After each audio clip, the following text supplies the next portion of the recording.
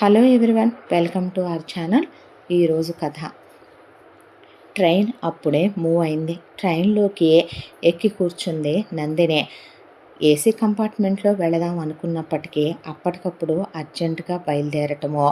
General కంపార్ట్మెంట్లో అయినా చుట్టూ atmosphere చాలా బాగుండటం, దానికి తోడు ఆ రోజు వాతావరణం కూడా చాలా ప్రశాంతంగా ఆహ్లాదంగా చిరుజల్లులు పడుతూ ఉండేసరికి పర్వాలేదులే, జనరల్ కంపార్ట్మెంట్ అయినా. అలా ట్రైన్లో కూర్చుంటే పచ్చని పొలాలు, అలా ఆ చిరు వర్షపు జల్లులు చూసుకుంటూ వెళ్ళిపోవచ్చు అనుకొని టికెట్ తీసుకొని ఎక్కేసి కూర్చొని బ్యాగ్ని తన సీట్ కింద పెట్టుకొని అలా కిటికీలో నుంచి చూస్తూ కూర్చుంటే చల్లటి తుంపర్లు మొహం మీద పడుతూ బయట పచ్చని పొలాలు కనిపిస్తూ ట్రైన్ మూవ్ అవుతుంటే చాలా హాయిగా మనస్తృప్తిగా అనిపించింది. ఈలోపు ట్రైను ఒక స్టేషన్ దగ్గర ఆగింది. జనాలంతా హడావిడిగా ఎక్కేవాళ్ళు ఎగుతున్నారు, దిగేవాళ్ళు దిగుతున్నారు. అలా ఎక్కే వాళ్ళల్లో ఎవరో ఒక జంట ఎక్కారు చాలా లగేజీతో. ఎక్కిన వాళ్ళు నందిని ఎదురు ఉన్నటువంటి బర్త్ దగ్గరికే వచ్చారు. వచ్చిన తర్వాత, మాయా ఇదివనా, అది కాదే, అదటి సర్దు, ఇదిటి సర్దు, ఇలానా మాయా, ఇలానా తింగర్దానా, లే నీకు ఇంకా చిన్నతనం పోలేదే, అది నువ్వు మోద్దామని లేవే, నువ్వు మొయ్యలేవే అంటున్న అతన్ని చూసి ఆ అమ్మాయి నవ్వుకోవటం, మెలికలు తిరగటం. ఆ తర్వాత అది కాదు మాయా, ఇది కాదు మాయా, అలా మాయా, ఇలా మాయా అన్న ఆ మాటలు విని మావయ్య ఎంత బాగుంటుంది ఆ పిలుపు, ఎంత అద్భుతం ఆ పిలుపు. తన జీవితంలో ఆ మామయ్య అనే పిలుపుకి ఎంత పెద్ద స్థానం ఉందే. తన గుండెల్లో ఆ మామయ్య అనే పిలుపు ఎలా నిలిచిపోయిందే. మామయ్య అన్న పిలుపు గుర్తుకొచ్చి ఆ అమ్మాయి అలా పిలుస్తూ ఉంటే అతను ఆ అమ్మాయికి చక్కలి గింతలు పెట్టడం, ఆ అమ్మాయికి వేరుశనక్కాయలు గొలిసి పెట్టడం, ఆ అమ్మాయికి తినేవి తినిపించడం, బుక్కు అతను చదువుతూ ఆ అమ్మాయిని ఒళ్ళో పడుకోబెట్టుకొని ఆ అమ్మాయి నుదురు మీద ముద్దు పెట్టుకుంటూ వాళ్ళిద్దరూ సరదాగా ఉండటం చూసి తన పెదవుల మీద నవ్వు కిలకిలమంటూ తొణికిసలాడిందే. ఒక్కసారిగా వాళ్ళని చూస్తూ ఉన్న తన మనసు అలా పరుగులు తీస్తూ కాలంలో కొన్ని సంవత్సరాలు వెనక్కి వెళ్ళిపోయే తల అలా వెనక్కి ఆనిచ్చి ఆలోచించుకుంటూ కళ్ళు మూసేసుకుంది నందిని. నందిని వాళ్ళ తాత రామకృష్ణయ్య, నందిని వాళ్ళ అమ్మమ్మ సుశీల. అన్యోన్యమైన దాంపత్యం, భార్యాభర్తల మధ్య చిన్న పొరపచ్చం కూడా లేనటువంటి కాపురం వాళ్ళది. రామకృష్ణయ్యకి 25 ఎకరాలు రోడ్డు పక్కనే ఉన్న బిట్టు పొలం బంగారం పండుద్దే. ఆయన హ్యాపీగా ఆ పొలం వ్యవసాయం చేసుకుంటూ, సుశీల నిజంగా సుశీలే, తగనే మెతక, తగని సౌమ్యురాలు, అత్తమామల్ని అమ్మా నాన్నల్లా చూసుకునే ఇల్లాలు ఆవిడ. ఇక సుశీల ఏమంట రామకృష్ణయ్య గారి జీవితంలో అడుగుపెట్టిందో ఆయనకి నిప్పులాంటి మనిషి అని పేరు. ఉక్రోషం, కోపం బాగా ఎక్కువ. మనిషి తెగేసినట్టు ఖడాఖండిగా మాట్లాడతాడు. ఏది చాటుమాటు వ్యవహారాలు పనికిరావు. చాలా నిజాయితీ కలిగినటువంటి వ్యక్తి. ఆయనకి ఒకే ఒక్క కళ. పెళ్ళైనప్పుడే అన్నాడు ఆయన తొలి రాత్రి రోజు సుశీలతో, మనకి ఒక కొడుకు పుడితే బాగుంటుంది కదూ అని. ఆవిడ నవ్వేసి ఊరుకుంది. ఆయనకు భార్య అంటే ఎంతో ప్రాణం, ఎంతో ఇష్టం. ఆ తర్వాత సుశీల గర్భవతి అయ్యిందే. పాప పుట్టింది. అమ్మాయి పేరు అంబిక అని పెట్టుకున్నారు. హాస్పిటల్కి వెళ్ళి పాపనెత్తుకొని, పాప అయిపోయింది కదూ, బాబు పుడితే బాగుండేది, వారసుడు వచ్చి ఉండేవాడు అంటే, ఈసారి పుడతాడులేండి అని సుశీలంటే, భలే దానివే, కొడుకు పుట్టలేదని భార్యని చిన్న చూపు చూసి కూతురు పుట్టిందని అమ్మాయిని వెలితిగా చూసే తండ్రిని, భర్తని నేను కాదులే అంటే, మీ గురించి నాకు తెలియదా, మీ మనసు నేను ఎరగనా అందావిడ. కోడల్ని కూడా వారసుని కనలేదు, కూతుర్ని కన్నావని ఒక్క మాట అత్తమామలు అనలేదు. ఆ తర్వాత ఆవిడికి వెంటనే పిల్లలు పుడతారనుకుంటే పిల్లలు పుట్టలేదు. ఆయన రామకృష్ణయ్య గారు ఆవిడ్ని ఏ రోజు తక్కువ చేసి ఒక్క మాట అన్నది లేదు. కూతుర్నే కన్నావు, కొడుకుని కనలేదు, నువ్వు అలా ఇలా అని ఆవిడ్ని అత్తింటి వాళ్ళు కానీ భర్త కానీ ఏనాడో తక్కువ చేసి చూసిందే లేదు. కానీ మగపిల్లాడు పుట్టాలన్నది, వారసుడు ఉండాలన్నదే భర్త కళ. ఆ కళ కోసం ఆవిడ మొక్కని దేవుళ్ళు లేడు, కట్టని ముడుపులు లేవు, చెయ్యని వ్రతాలు లేవు, నోములు లేవు, పూజలు లేవు. ఒకవైపున రామకృష్ణయ్య తల్లిదండ్రులు, సుశీల తల్లిదండ్రులు కూడా సుశీలకే కొడుకు పుట్టాలనే ఒకటే పూజలు చేస్తూ ఉండేవాళ్ళు. రామకృష్ణయ్య గారైతే ఒకానొక క్షణం ఉలిక్కి పడిపోయింది ఊరంతా. కొడుకు పుట్టాలి అనే దాంతో నిప్పుల గుండం తొక్కి ఆయన ఒకవైపున సుబ్రహ్మణ్యేశ్వర స్వామి దగ్గర నాలుకకి శూలం గుచ్చించుకునే పాటికి ఆవిడ గుండె అదిరిపోయింది. దేవుడు ఒక్క వారసునిస్తే చాలు అనే మాలలే వేసుకున్నాడా, ఉపవాసాలే ఉన్నాడా, ఎన్నో మంచి కార్యాలే చేశాడా. ఊళ్ళో వాళ్ళంతా కూడా ఒక్కొక్క క్షణం వారసునిచ్చే తండ్రి, ఎంతగా అడిగేవాళ్ళు ఎవరూ ఉండరేమో అనేసుకునేంత ఆయన కొడుకు మీద ఆశలు పెట్టుకున్నాడు. ఇక కూతురు విషయం దగ్గరకు వస్తే తగని గారాబం మనవరాలంటే రామకృష్ణయ్య గారి తల్లిదండ్రులకి. దాంతో పిల్ల స్కూలుకి వెళ్ళకపోయినా చదువు అసలు అబ్బేది కాదు అంబికకే.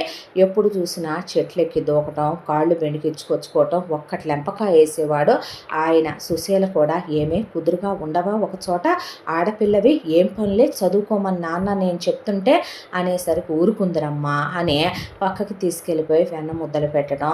దానికి తోడు దగ్గర కూర్చోబెట్టుకొని కాపురాల గురించి, సంసారాల గురించి, భార్యాభర్తల గురించి, అన్యోన్యతల గురించి, దాంపత్యాల గురించి, శోభనం గదిలో ఏం చేస్తారో మంచం కిందకి వెళ్ళి దాక్కొని చూసి రమ్మనమని, మంచాల వెనక్కి వెళ్ళి కూర్చొని పెళ్లి కూతురు పెళ్లి కొడుకు ఎలా కలుస్తున్నాడో చూసి రమ్మనమని, మొగుడు పెళ్ళాల బంధం అంటే ఇది, దాంపత్యాలంటే ఇయని చిన్న వయసుకే ఆడందలా తయారు చేసేసారు అంబికనే.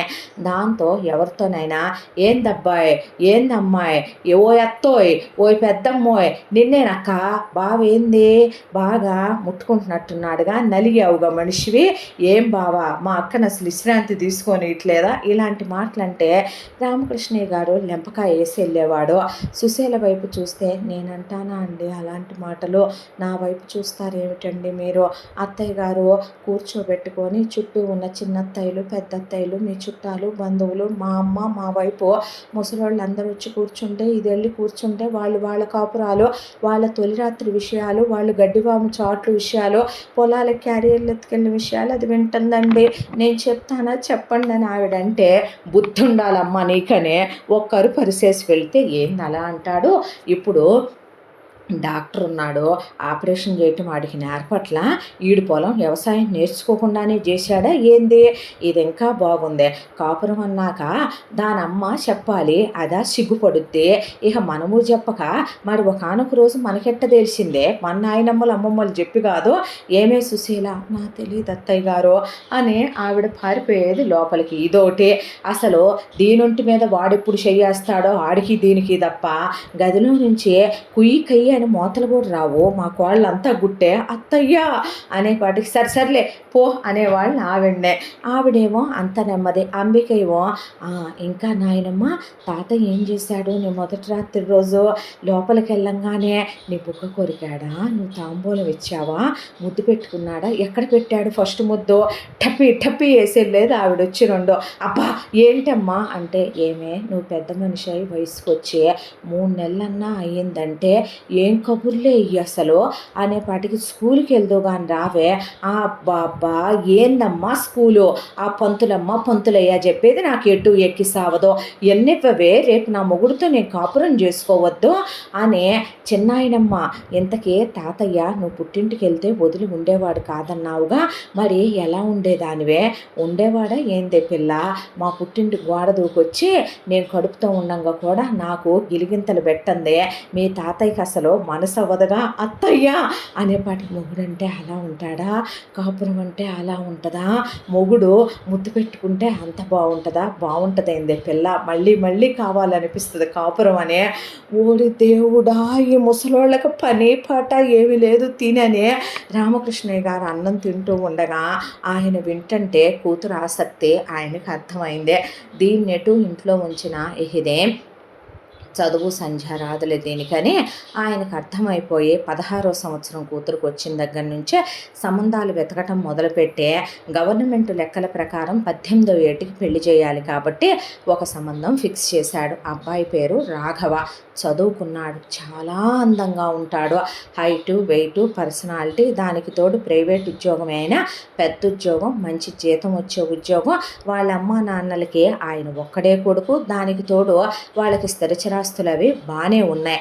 ఇక ఇంకేముంది, వెనక ముందో ఇక ఆలోచించుకోవటానికి పెళ్లి చూపులకు రమ్మంటే అంబిక అసలు ఆయన్ని చూసి మైమరిచిపోయి ఆయనే సిగ్గుపడి తల దించేసుకున్నాడు. కన్నార్పకుండా ఆయన వైపు చూస్తూ ఆయన్ని నేను నీతో మాట్లాడాలి అనేసరికి ఆయన అలా చూసేసరికి లోపలికి వెళ్తే నాతో బాగా కాపురం చేస్తావా, ఎలా కాపురం చేస్తావు, అలిసిపోయానంటావా, దూరం పెడతావా, నీకో విషయం తెలుసా, మా తాత 10 రాగి ముద్దలు తినైనా సరే మా నాయనమ్మని నిద్రపోనిచ్చేవాడు కాదంట.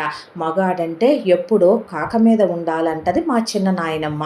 మంచం మీద నువ్వు మగాళ్ళనే కాపురం చేస్తావా అంటే ఆయన సిగ్గుతో చితికిపోయి ఏం మాట్లాడలేక పల్లెటూరు కదా ఏమనుకోబాకు బాబు గారాబంగా పెంచారని సుశీల చెప్పేసరికి అర్థమైందండి అని వంచిన తల ఎత్తలేదు. ఆ తర్వాత నాకున్న 25 ఎకరాల్లో నుంచి ఇప్పుడు నేనేమీ పెట్టాలనుకోవట్లేదని రామకృష్ణయ్య గారంటే అసలు కట్న కానుకల మాటలేం వద్దండి అని రాఘవ అన్న తర్వాత అలా కాదులే బాబు, మేము ఇవ్వాల్సిందేదో ఇస్తే పద్ధతిగా ఉంటుందిగా, ఇంత రొక్కమని ఇద్దామనుకుంటున్నాను, పొలం కొనిమ్మంటారా అని అడిగితే రాఘవ తల్లిదండ్రులు ఏమీ వద్దు, అమ్మాయి పేరు మీద అకౌంట్లో వేసేయండి, మీరు పెట్టాలనుకున్న నగలు అమ్మాయికి పెట్టండి, మేము ఇంత నగలు పెడతాం అన్నాక నా పెళ్ళి బాగా చేయనా అంటే ఆయన అలా చూసి సరే అన్నాడు. అన్న తర్వాత నాయనమ్మ తాతయ్యలు అమ్మమ్మ తాతయ్యలు చాలా గ్రాండ్గా అంగరంగ వైభవంగా కూతురు పెళ్లి జరిపించి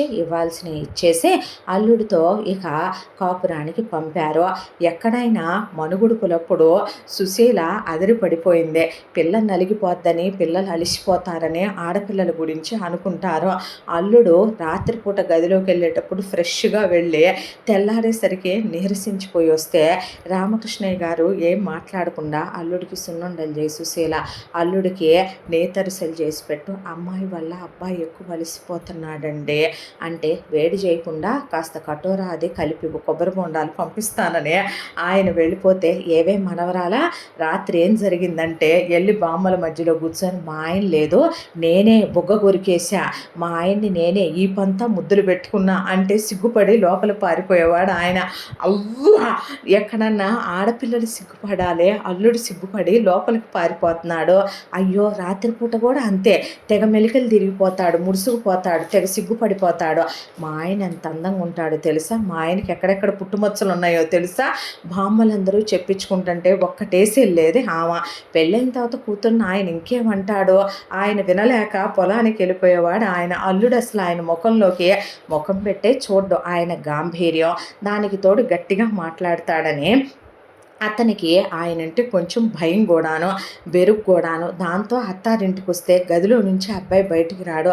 బాబు ఫోన్ చేద్దు కానీ రా అంటే మామయ్య గారి దయ్యాక తింటానులేండి అత్తయ్య అంటే అలాగేలే బాబు అనేది. ఆవిడ అల్లుడు అంత మెత్తగా ఉంటారు. ఈలోపు ఇలా వీళ్ళ సరదాల మధ్య కాపురాలు జరిగిపోతూ ఉండగా సుశీల తల్లిదండ్రి రామకృష్ణయ్య గారి తల్లిదండ్రి కాలం చేయటం, ఆ తర్వాత సుశీల గర్భవతి అయ్యిందే.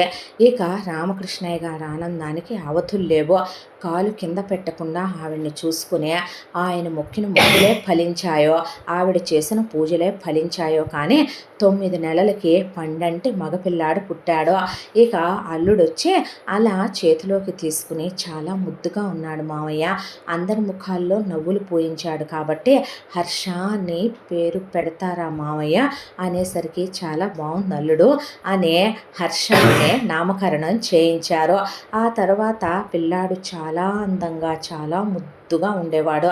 నా తమ్ముడు పుట్టాడు అవును నా కడుపు రాలేదేంటి నువ్వు అన్నిసార్లు చెయ్యేస్తున్నా అనేపాటికి ఏమీ పిల్ల నీళ్లు పోసుకోలేదే, నన్ను అడుగుతావే, రోజుకి 5-6 సార్లు పోసుకుంటున్నా చెయ్యి ఎంచుకొని, మరి ఆ చెయ్యే ఎలాగేస్తున్నాడో నా కడుపు పండలేదనేపాటికి ఏంది మనవడో, ఏందబ్బాయి పిల్లని సరిగ్గా ముట్టుకోవట్లేదా అనేపాటికి చాలే ఊరుకోండి, ఆ అబ్బాయి మీద ఇది పడి కాపురం చేసుకోకపోతే నయమే కానీ పిల్లాడు తగిన మెతకైతే మీరు మీ మాటలున్నో అన్న తర్వాత అంతా దాంట్లో అల్లుడి విషయంలో అంతా బాగుంటుంది.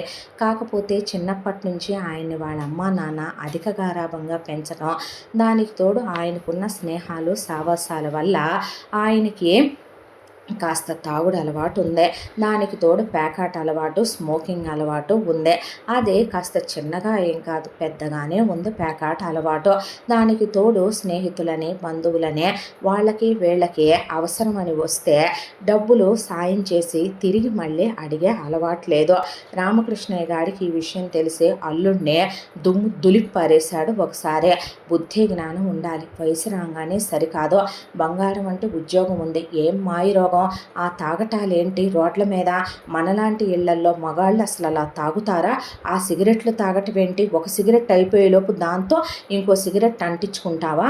లంగ్స్ కొట్టేస్తాయి. అలా తాగితే లివర్ చెడిపోద్ది. పిచ్చేమైనా ఎక్కిందా, తెక్కేమైనా పట్టిందా? ఆ పేకాట్లాడటం ఏంటి? ధర్మరాజు అంతటోడు జోదమాడి కాదా అన్ని తిప్పలు తెచ్చుకుంది?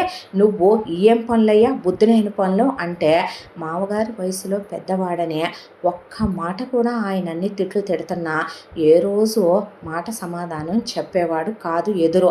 పైగా రోజు మారొచ్చుగా, నువ్వు మారొచ్చుగా అని అంబికంటే రేపటి నుంచి తాగననే ఆయనకి ఆ తాగుడొక బలహీనత, ఆ పేకాట ఒక బలహీనత. అంతకు మించి మనిషి నిలువెత్తు బంగారం. ఒక్కరోజు కూడా భార్యను ఒక దెబ్బ కొట్టడం కానీ, ఒక మాట అంటం కానీ, భార్య పుట్టింటి వాళ్ళని దెప్పటం కానీ, దరిద్రం వల్లే బావమరిది దాపరిచ్చాడు, ఈ ఉన్న ఆస్తంతా బావమరిది పరమైపోద్ది, మామగారు మాకేదో దోచిపెట్టట్లేదు ఇవ్వట్లేదని ఏ రోజు అనుకునేవాడు కాదు. ఇంత దాంట్లో రాఘవ తల్లిదండ్రులు చనిపోయారు. అయినప్పటికీ కూడాను అందరూ కూతుర్ని తెచ్చి ఇంట్లో పెట్టుకోమన్నా రామకృష్ణయ్య వాళ్ళు పెట్టుకోలేదు సరికదా. అసలు రాఘవ అంబికని తీసుకుని అలా ఏ రోజు లేఖీగా వచ్చి ఇంట్లో ఉన్నదే లేదో. వచ్చే జీతంలో కూడా ఆయన సగం ఆయన వ్యసనాలకు ఖర్చు పెట్టుకున్న సగం ఆవిడకిస్తే అందులోనే సంసారం జరుపుకొచ్చుకునేదే. ఒకవైపున ఆవిడకి ఇచ్చిన కట్నం డబ్బులు, నగలు కరిగిపోయినాయి. ఆ తర్వాత ఆయనకి ఆయన తల్లిదండ్రులు ఇచ్చిన ఆస్తిపాస్తులు కరిగిపోయినాయి. ఆయన ఉద్యోగం తప్ప ఏదో ఇక మెళ్ళో తాళిగొలుసు, నల్లబూసలు, 4 గాజులు తప్ప మిగిలింది ఏమీ లేదు. వాళ్ళు గొప్ప వంశాల్లో పుట్టిన వాళ్లే, వాళ్ళు మంచి పేరు ప్రఖ్యాతలు ఉన్నవాళ్లే. అల్లుడు ఏ రోజు కూడా కొట్టి మీ పుట్టింటికి వెళ్ళి డబ్బులు తీసుకురానో లేదా కూతుర్ని నానా మాటలు అంటమో ఏ రోజు లేదో. ఇక రామకృష్ణయ్య సుశీల విషయానికి వచ్చిన కూతుర్ని తెచ్చి ఇంట్లో పెట్టుకోకపోయినా సుశీల ఎంతైనా ఆడపిల్ల, పాపం బాధల్లో ఉంది అనే దాంతో కూతురికి ఆవిడే ఇక ఉప్పని, పప్పని, బియ్యమని వద్దంటే వద్దనేది అంబిక. పుట్టింటి మీద పడి దోచుకు వెళ్ళే తత్వం కాదు. రాఖీ పండగకు వచ్చి తమ్ముడికి రాఖీ కట్టినా బంగారపు వస్తువు కొనివ్వబోయినా వద్దనే మట్టి గాజులు వేయించమని చేతుల నిండా గాజులు వేయించుకొని తమ్ముడి చేత బొట్టు పెట్టించుకొని అక్క 100 ఏళ్ళు బావతో కలిసి ఉండాలని, బావ ఉన్న ఆ తాగుడు దరిద్రం, ఆ పేకాట దరిద్రం మానేయాలని అడగరా అనేదే. ఆ తరువాత అంతా దాంట్లో కూడా ఆవిడకి భర్త అంటే పంచప్రాణాలు. దానికి కారణం ఒకటే, ఆయనకి తాగుడు అలవాటు ఉందేమో, ఆయనకి సిగరెట్ల అలవాటు ఉందేమో, పేకాట అలవాటు ఉందేమో, కానీ భార్యను ఒక్క మాట అండు, ఒక్క దెబ్బ కొట్టాడు, ఎదురు మాట్లాడడం. దానికి తోడు భార్య విలువ తగ్గేలాగా ఎక్కడా ప్రవర్తించడం. అత్తయ్య గారు, మామయ్య గారు అంటమే తప్ప నీ అమ్మ బాబు అని చులకన చేసి మాట్లాడడం. ఆయన చాలా అందంగా ఉంటాడని అంబిక చదువుకోలేదు. అంబిక అందంగా ఉండదు, చెప్పాలంటే పల్లెటూరులో పుట్టి పెరిగింది, నానమ్మలు అమ్మమ్మల దగ్గర పెరిగిందే.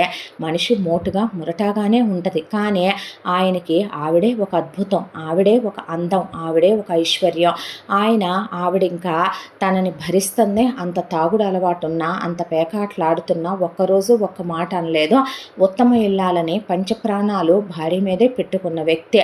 ఎంతోమంది ఆడవాళ్ళు గ్యాలం వేద్దామని కనీసం ఆయన కంటి చూపు పడ్డా చాలని, ఒక రాత్రి గడిపినా చాలనుకున్న పరాయి స్త్రీ వైపు కన్నెత్తి కూడా ఆయన చూడడు. అంబిక భర్తని ఎంత ప్రేమిస్తుందంటే కష్టమే ఉన్నాయి, కడగళ్లే ఉన్నాయి. ఆయన పరాయి స్త్రీ వైపు కన్నెత్తి చూడడం. తన విలువ ఏ రోజు ఎక్కడా తగ్గించడు. చదువులేని దానానో, పల్లెటూరు దానానో, మొరటుగా ఉంటావనో, మాట్లాడటం చేత కాదనో, ఇంగ్లీష్ రాదనో. ఆయన దొరల స్కూల్లో పీజీ దాకా చదువుకున్న ఇంగ్లీష్ వచ్చిన మనిషే. ఒక్కరోజు భార్యని దెప్పేది ఉండదు. ఆయనతో పోలిస్తే ఈవిడ అందగత్తేమీ కాదు. ఆయన ఒక్కరోజు దెప్పడు, రోజు మీద చెయ్యేస్తాడు. ఆయన బలహీనత తాగుడు పేకాటే. అంతా దాంట్లో రామకృష్ణయ్య సుశీలకు కూడా అల్లుడంటే అభిమానం, గౌరవం కూడా, విలువ కూడా. ఎందుకంటే ఆయన రూపాయి ఏదో ఆయన నాశనం చేసుకున్నాడు, కానీ అత్తమామల దగ్గర చెయ్యి చాపి దేహి అనే రూపాయి కూడా యాచించడు ఆయన. దాంతోనే అల్లుడికి తెలియకుండానే రామకృష్ణయ్యతో సుశీల, అమ్మాయికి బియ్యం పంపిద్దామండి అంటే, పంపించు, నన్ను అడగాల అనేసేవాడు ఆయన. అలా పప్పు ఉప్పుల వరకే వద్దంటే వద్దన్న బలవంతంగా ఆవిడ పంపటమే తప్ప వాళ్ళు మాత్రం అడిగేవాళ్ళు కాదు. ఇక సుశీలకి రామకృష్ణయ్య గారికి హర్ష పుట్టాక హర్షతో రాఘవ తెగ ఆడుకొని ఉప్పెక్కించుకొని మెళ్ళ మీద ఎక్కించుకొని అంబిక ఎత్తుకొని అన్నం పెట్టి హర్షకి ఇలా 6 ఏళ్ల వయసు వచ్చినప్పుడు ఒక పండగకు వచ్చి అంబిక కళ్ళు తిరిగి పడిపోయి అప్పుడు ప్రెగ్నెంట్ అయింది. 10 నెలల తర్వాత పాప నందిని పుట్టింది. పుట్టిన తర్వాత భర్త సంపాదన సగం వ్యసనాలకే పోయి సగంతో నెట్టుకొస్తున్నాం. ఎంత దాంట్లో ఈ దరిద్రంలో మళ్ళీ ఇంకా పిల్లల్ని కంటం ఎందుకని ఆపరేషన్ చేయించుకొని పాప చాలేండి మనకంటే, నీ ఇష్టం అన్నాడు తప్ప దానికి ఏం మాట్లాడ్డా ఆయన. ఇక చిన్నప్పటి నుంచి కూడా ఈ పక్క ఊళ్ళల్లోనే ఉంటున్న ఎవరి సంసారాలు, ఎవరి బాధ్యతలు, ఎవరి భారాలు వాళ్ళవి తప్ప ఒకళ్ళ విషయాల్లో ఒకళ్ళు ఇన్వాల్వ్ అవ్వటం ఏమీ ఉండదు. పండగకు వచ్చిన వారానికి 10 రోజులకి పుట్టింటికి వచ్చిన చిన్నప్పటి నుంచి నందినినే హర్ష భోజనం తినిపించడం, స్నానం చేయించడం, ఎత్తుకొని తిప్పటం, ఆ తర్వాత మాయ నన్ను ఎత్తుకోవా అంటే ఉప్పెక్కించుకోవటం, అవి కావాలి మాయ, ఈ కావాలి మాయ అంటే పొలం నుంచి తెచ్చిపెట్టడం, పొలంలో తిప్పటం. ఇక చదువుకోవే బాగా అని చెప్తే చిన్నప్పటి నుంచి నందినికి దేవుడు కొంతమందికి పుట్టుకతోనే కొన్ని ఇచ్చేస్తాడన్నట్టు చదువు అనేది చాలా బాగా అబ్బుద్దే. చిన్నతనం నుంచే అన్ని క్లాసుల్లో ఫస్టే ఉండేది. హర్ష బాగా చదువుకుంటున్నావా అని అడిగేవాడు. హర్ష కన్నా నందిని 7 ఏళ్ళు చిన్నదే. ఇక ఇలా కాలచక్ర ప్రవాహంలో రోజులు గడుస్తూ ఉండగా రామకృష్ణయ్య పొలం 25 ఎకరాలు ఉన్నట్టుండి బీభత్సమైన రేటు పెరిగిపోయింది. అంతా తండ్రి పొలం రేటు పెరిగిపోయినప్పటికీ కూడాను అంబిక కానీ రాఘవ కానీ మాకెంత పెడతారు, మాకేమిస్తారనే వాళ్ళు అందేలేదు. పెట్టాల్సిందేదో కూతురికి పెళ్లిలోనే పెట్టేశామనే. ఎంతైనా కూతురు కన్నా కొడుకంటే ముద్దు. నా వారసుడు అదృష్టం వల్ల అది పెరిగిందనే ఆయన ఆనందపడే నా కొడుకు రేపొద్దున బంగారంలాగా వాడి జీవితం అనుభవిస్తాడని పొంగిపోతే ఊళ్ళో వాళ్ళు మాట చెప్పారు. రామకృష్ణయ్య పొలం ఇప్పుడే రేటు పెరిగింది కదా అని చెప్పి అమ్మేయాలని అనేసుకోకు, పొలాన్ని ఇంకొక 15 ఏళ్ల పాటు అట్టి పెడితే దీని తాతల రేటు పలుకొద్దే అనేసరికి నాకు అమ్మాల్సిన అవసరం ఏమీ లేదు బాబాయ్, ఎందుకు అమ్ముతాను, నా కొడుకు కూడా వాడిని డిగ్రీ చదివిద్దామని అనుకుంటున్నాను, అయిపోయిన తర్వాత వ్యవసాయమే చేసుకుంటాను నా బిడ్డ, వ్యవసాయమే నేర్పుతాను నేను, ఆ తర్వాత రేటు పెరిగిన తర్వాత నా కొడుకు 30 వచ్చిన తర్వాత అప్పుడు వాడికి ఇష్టమైతే అమ్ముకొని వ్యాపారం పెట్టుకుంటాడు, ఏ నాన్న అంటే హర్ష అలాగేలే నాన్న అనేసే. అంతా దాంట్లో హర్ష చదువు అలా సాగిపోతూ చాలా బాగా చదువుతాడు. హర్ష కూడా అగ్రికల్చర్లోనే డిగ్రీ వరకు చేశాడు. అప్పటికే నందిని పెద్ద మనిషి అయ్యి భారీ ఎత్తున అమ్మమ్మ తాతయ్యలు ఓణీల ఫంక్షన్, పెద్ద మనిషి ఫంక్షన్ కూడా చేశారు. చిన్నప్పటి నుంచి నందినిని వాళ్ళమ్మ దగ్గర కూర్చోబెట్టుకొని తనకెలా హారిందా మాటలు అలవాటు అలాగే కాపురాలు, సంసారాలు, మొగుడు, ముద్దు, ముచ్చట్లు, సంసారం, పిల్లలు, కడుపులు, కానుపులు, ఇక తొలి రాత్రి సంఘటనలు, కూతురికి వాళ్ళ పడగదిలో అలా జరిగాయని, ఇక్కడ ఇలా జరిగాయని, మా నాన్నమ్మ వాళ్ళు ఇలా చెప్పారని, మీ నాన్న నేను ఇలా ఉండేవాళ్ళమని, మీ నాయనమ్మ తాతయ్య ఇలా ఉండేవాళ్ళని ఇక చెప్పటంతో వయసు చిన్నదైనప్పటికీ బ్రెయిన్ ఆరిందాలా ఉండేది. మాటలు కూడా పెద్ద పెద్ద మాటలు మాట్లాడేది చిన్నప్పుడే. అయితే హర్ష డిగ్రీ అయిపోయేపాటికి నందిని వయసుకు వచ్చి సంవత్సరం అయిందే. దాంతో అంబిక వెళ్ళి వాళ్ళ నాన్న దగ్గర కూర్చొని, నాన్న నేను పెళ్లి చేసి పంపించేశావు, కానీ ఆయన ఏ తిప్పలు పడినా ఏం పడినా ఒక్కరోజు కూడా నీ ఇంటికి ఆయన ఏ రూపాయి అడగమని పంపలేదు నాన్న, నేను కూడా ఎప్పుడూ ఏ కష్టం సుఖం వచ్చినా మీ దగ్గరకు వచ్చి ఎప్పుడూ పైసా యాచించి ఎరగను. ఒరై తమ్ముడు, రాఖీ కట్టి వెళ్ళానే కానీ ఎప్పుడూ పుట్టింటి మీద పడి తినాలి అనుకోలేదు లేదు కదా నేను. నాకు ఒక ఆశ ఉంది, తీర్చొచ్చుగా. నా కూతురు వయసుకు వచ్చింది, తమ్ముడికి పెళ్లి చేద్దాం అనుకుంటున్నావంటగా నాన్న, బయట సంబంధాలు వెతికిస్తున్నావంటగా. ఎటు వాడు ఇక్కడే ఉండి వ్యవసాయం చేసుకుంటానన్నాడుగా నాన్న. అదేదో నీ మనవరాలు వయసుకు వచ్చి ఏడాదైందే, అదేదో దాన్నే తమ్ముడికిచ్చి చేసుకుంటే నాకేదో మీ పొలం రేటు పెరిగిందని కాదు నాన్న, బయట వాళ్ళెవరో వచ్చి పడి తింటారన్నది కాదు. నా పిల్లైనా అమ్మ చేతి కిందానో తమ్ముడి దగ్గర ఉంటే సుఖపడుద్ది అనేసరికి చాలే ఊరుకోవే, మేనరికాలు మనకి కలిసి రావని నీకు తెలీదా? 5 తరాల క్రితం ఇలాగే మేనరికాలు చేసుకుంటే మామ అల్లుళ్ళకి మాట వచ్చే అటు కూతురు ముండమోసి ఇటు అత్త ముండమోసి కూర్చోవాల్సి వచ్చింది. వద్దు అంటే నాన్న, 5 తరాల క్రితం జరిగిన విషయాన్ని నువ్వు ఇప్పుడు ఆపాదించొచ్చా నాన్న? ఏం మాట్లాడుతున్నావు నాన్న నువ్వు? నా మొగుడు గురించి నీకు తెలియదా? గుండెల మీద చెయ్యేసి చెప్పు. మానవుడు ఆయన నాశనం చేసుకున్నాడే కానీ నిన్ను రూపాయి అడిగాడా? ఆయన తాగినా పేకాట ఆడినా మా డబ్బులే తప్ప ఆగం చేసుకునేదే. ఏ రోజు పుట్టింటికి వెళ్ళి 1 రూపాయి తెమ్మన్నా నాన్న? నీ పొలం రేటు పెరిగిందన్నప్పుడు కూడా నాకెంత పెడతావని మాట వరుసకైనా మీ అల్లుడు అడిగాడా? నువ్వెప్పుడు మీ అల్లుడిని తిడతానే ఉంటావు. ఏ రోజైనా నీ మాటకి ఎదురు చెప్పాడా? నువ్వు తాగుబోతోడు అంటావు, నువ్వు అలాగైనా ఉండేదంటావు, ఏం పద్ధతులు అబ్బాయి అంటావు, వచ్చినప్పుడల్లా కేకలేస్తావు, మామయ్య గారు అత్తయ్య గారు అంటా ఉన్నాడే తప్ప ఏ రోజు ఎదురు చెప్పాడు నానా అనేసరికి ఆయన వద్దే, కరెక్ట్ కాదు, వయసులో కూడా వాడు 7 ఏళ్ళు పెద్దోడు కదూ అనేపాటికి ఏం పెద్ద అయితే అదే కాపురం చేయటానికి రెడీగా లేదా ఏంటి అనేసరికి అక్క నేను ఒక విషయం చెప్పనా, అదంటే నీకు ఇష్టం లేదారా అంటే, అక్క అదంటే నాకు ఎప్పుడూ ఇష్టమే, అదంటే నాకు ఎప్పుడూ ప్రేమే, ఈ చేతుల్లో ఎత్తుకొని పెంచానే దాన్నే, ఇష్టం లేకుండా నా మేనగోళ్ళంటే నాకు ఎలా ఉంటుంది అక్క, కానీ అది చిన్న పిల్ల, కరెక్ట్ కాదే నేను దాన్ని చేసుకోవటం, ఇప్పుడు బాగుంటుంది కానీ ఫ్యూచర్లో దానికన్నా నేను 7 ఏళ్ళు పెద్దోడ్నే, ఆడపిల్లలకి నీ రోజుల్లో లాగా కాదక్క, ఇప్పుడు ఎక్స్పెక్టేషన్స్ ఉంటున్నాయే, నేను పెళ్లి చేసుకుంటే తర్వాత వచ్చేటటువంటి విషయాలు ఆలోచిస్తున్నావా అనేసరికి, మీ బావ నాకన్నా 7 ఏళ్లే పెద్దోడు కదరా, నాన్న అమ్మ కన్నా 8 ఏళ్ళు పెద్దోడు కదరా అక్క, నాన్న రోజులు బావ రోజులు వేరు, ఇప్పుడు నందిని రోజులు వేరు అనేసరికి, ఏమే ముద్రష్టపు దానా, తినవే అంటే తినవు, అదేమి ఎదిగిందక్క, నువ్వు దాన్ని ఎందుకు అలా అరుస్తావో, ఇప్పుడు అది ఎదిగిందా, మెచ్యూర్ అయ్యి ఎన్నాళ్ళైందే, 1 సంవత్సరం అయింది, అప్పుడే దానికి పెళ్ళిళ్ళు సంసారాలు కాపురాలు తెలుసా, నువ్వు నీ పిచ్చి మాటలు అనేపాటికే, అసలు నువ్వే 4 ఏళ్ల ముందు పుట్టి చచ్చుంటే నాకు ఇవాళ ఈ బాధ ఉండేది కాదంటే, చాలే ఊరుకో, నీ తమ్ముడికి చెప్పు నేనేమైనా చేసుకోనన్నానా, మీ నాన్నకి చెప్పు నేను కాపురం చేయొద్దన్నానా చెయ్యొద్దన్నానా, మరీ కాకపోతే నీ తమ్ముడు మీ నాన్న చేసుకోమంటే నన్నేం చేయమంటావు అనేపాటికి హర్ష నందిని చేయి పట్టుకొని, చిన్న పిల్లవి ఎంత ఆడిందా మాటలే, బాగా మీ అక్క ట్రైనింగ్ బావుమరిదే అన్నాడు రాఘవ. అన్న తర్వాత అయ్యే నేర్పవే ముదృష్టపదానా, నువ్వు నేర్చుకున్నావో, దేవుళ్ళంటి అల్లుడు వచ్చాడు, ఇప్పుడు దానికి నేర్పో, రేపొద్దున అత్తారింటికి వెళ్తే ఎన్ని మాటలు అంటారు, అదేంటమ్మా నీ మనవరాల్ని నీ కోడలు చేసుకోవాలని నీకు లేదా, ఎవరొద్దంటారే, వాళ్ళ తండ్రి కొడుకుల ఇష్టం, వాళ్ళు కరెక్ట్ కాదు, అది చిన్నపిల్ల అది ఎదగలేదు అని వాళ్ళంటే నేనేం చేయను చెప్పు అనేపాటికి, అదే కదా అమ్మమ్మ నేను చేసుకోను అంటున్నాను మామయ్యని అనేసరికి అక్కడికే ఆ టాపిక్ అయిపోయింది.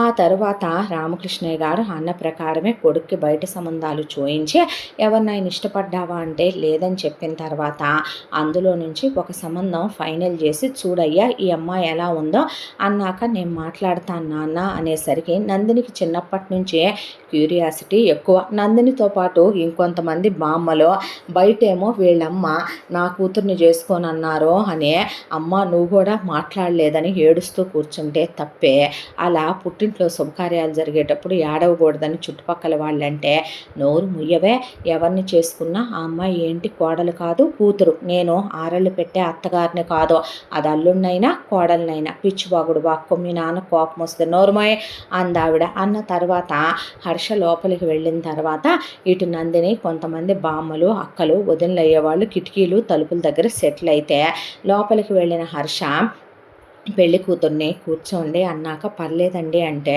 మీరు నుంచుంటే నేను నుంచుంటానన్నాక కూర్చుంది. మీ పేరు అన్నాడు. వాణి అందే. అన్న తర్వాత నా పేరు హర్ష. మా నాన్నగారు పైకి గాంభీర్యంగా మాట్లాడతారు కానీ మనసు వెన్నపూస, చిన్నపిల్లాడి మనస్తత్వం. ఆయన చాలా సరదాగా ఉండే మనిషే. ఇక మా అమ్మ విషయానికి వస్తే ఆరళ్ళు పెట్టే అత్తగారు కాదు, చాలా మంచిదే. మా అక్కయ్య ఏదో అలా మాట్లాడుతోందని తప్పుగా అనుకోకండే. పుట్టింటితో బంధం తెగిపోకూడదని నా మేనగోడల్ని నాకు ఇచ్చి చేద్దాం అనుకుందే తప్ప పుట్టింటి మీద పడి తిని దోచుకు వెళ్ళే తత్వం కాదు మా బావ. మా నాన్న తర్వాత నాకు నాన్న లాంటి వాడు, చాలా మంచివాడు, దేవుళ్ళ లాంటి వాడు. తన రూపాయి తన నాశనం చేసుకుంటాడేమో కానీ అత్తింటి మీద పడి తిని దోచుకు వెళ్ళే రకం మా బావ కాదు. నా మేనగోడలో చిన్నప్పటి నుంచి నేను పెంచుకున్న గారాబాల కొండ. దాన్ని ఎవరూ ఏమీ అనం. చిన్నదైనా ఆరింద అయిపోయింది అది మధ్య. ఇక మీ విషయానికి వస్తే మీరు డిగ్రీ వరకు చదువుకున్నారని విన్నాను. నేను కూడా డిగ్రీ చేశానండి. వ్యవసాయమే చేస్తున్నాను. పొలం రేటు పెరిగాక కొన్నాళ్ళ తర్వాత అమ్మి నాన్న వ్యాపారం పెట్టుకోమన్నాడు. అప్పటి వరకు వ్యవసాయమే చెయ్యాలి నేను ఊళ్ళోనే. ఇక మిగతా విషయాల దగ్గరకు వచ్చేపాటికి మీరు చదువుకున్నారు, పై చదువులు చదువుకుంటానంటే చదువుకోండి. మీరు గవర్నమెంట్ జాబ్కి రాసుకుంటానన్నా నేను సపోర్ట్ చేస్తాను, రాసుకోండి. వెంటనే ఏమే పిల్లల్ని కనాల్సిన అవసరం లేదండి, మిమ్మల్ని హ్యాపీగానే చూసుకుంటాను, అది ఇది అని చెప్పి హర్ష మాట్లాడుతుంటే చుట్టుపక్కల ఆడవాళ్ళందరూ వాడి పేరు హర్ష అని పెట్టారు కానీ వాడు ఈ రాఘవకి బామ్మరిది గదు, రాముడే పుట్టాడో అనుకొని ఏం అదృష్టం చేసుకుందో మీ అమ్మాయే అనేసరికి పెళ్లి కూతురు వాళ్ళ అమ్మా నాన్న కూడా ఆనందపడిపోయారు. కానీ కట్నం వద్దన్నాడు రామకృష్ణయ్య గారు. అన్న తర్వాత వాళ్ళు పెళ్ళి బాగా చేస్తామని చెప్పి వాణికి హర్షకి గ్రాండ్గా పెళ్లి జరిపిస్తే సుశీల చాలా బంగారం పెట్టింది కోడలికి. ఆ తర్వాత కాపురానికి వచ్చేయటం, వాళ్ళు శోభనాలకు వెళ్తుంటే సత్యనారాయణ వ్రతాలకు వెళ్తుంటే కూర్చొని అంబిక ఏడవటం. రాఘవ తప్పే, అలా ఏడవకూడదు, తప్పమ్మా, ఎందుకే అంటే సరేలే అయ్యిందేదో అయిపోయింది, నాన్ననే నా కూతురుకు కూడా వయసుకు వచ్చిన తర్వాత ఓ సంబంధం చూసి ఈ మనిషిని నమ్ముకుంటే అయినట్టే కానీ ఏ డాక్టర్నో ఇంజనీర్నో చూసి తమ్ముళ్ళ కాస్త మంచి కుర్రాడిని, నా తమ్ముడు బంగారం, నా తమ్ముడు వజ్రం అలాంటి నా హల్లుడుగా దొరకాలని ఈ జన్మకు నా రాతలో లేదుగా, నా కర్మ అదంతా, ఏం చేయని నా రాత అదంతా, ఓ మంచి సంబంధం చూసి ఎంతో కొంత ఇచ్చి నాన్నే పెళ్లి జరిపించు మనమ్మ అన్నదే కానీ తమ్ముడు పెళ్ళాన్ని ఒక్క మాట అనే ఆడపడుచు, ఆరాళ్ళు పెట్టే ఆడపడుచు కాదు.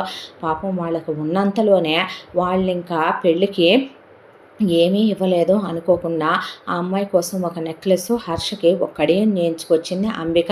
అమ్మాయి నా తమ్ముడు చాలా మంచోడు, నా కూతురు చిన్నదని ఇంకా వయసుకు రాలేదని పెళ్లి చేసుకోలేదు, నీ బతుకు పండించుకో, సంతోషంగా ఉండమ్మా, గొడవలు తెచ్చుకోబాకని.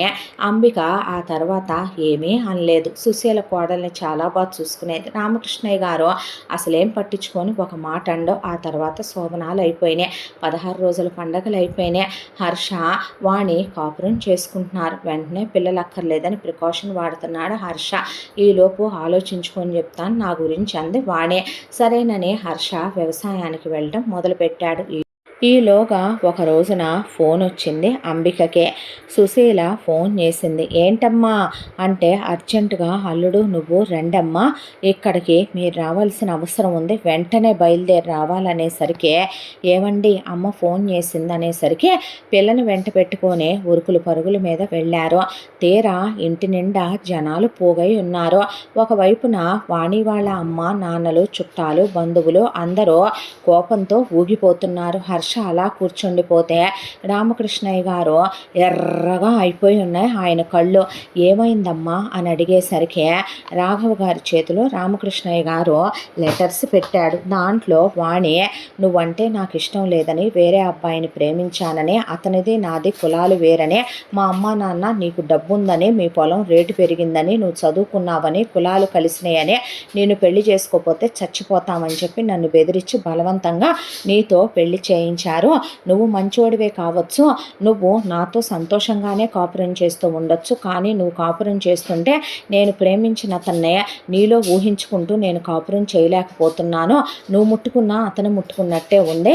నీతో కాపురం చేస్తున్నా అతనే గుర్తొస్తున్నాడు. పెళ్లికి ముందే నేను అతనితో ఎప్పటి నుంచో నేను డిగ్రీ 3 సంవత్సరాలుగా ఫిజికల్గా కూడా క్లోజ్ అవుతూ వచ్చాను. అతను లేనిదే నేను నీతో ఉండలేను. అందుకే నేను అతని కోసమే వెళ్ళిపోతున్నాను.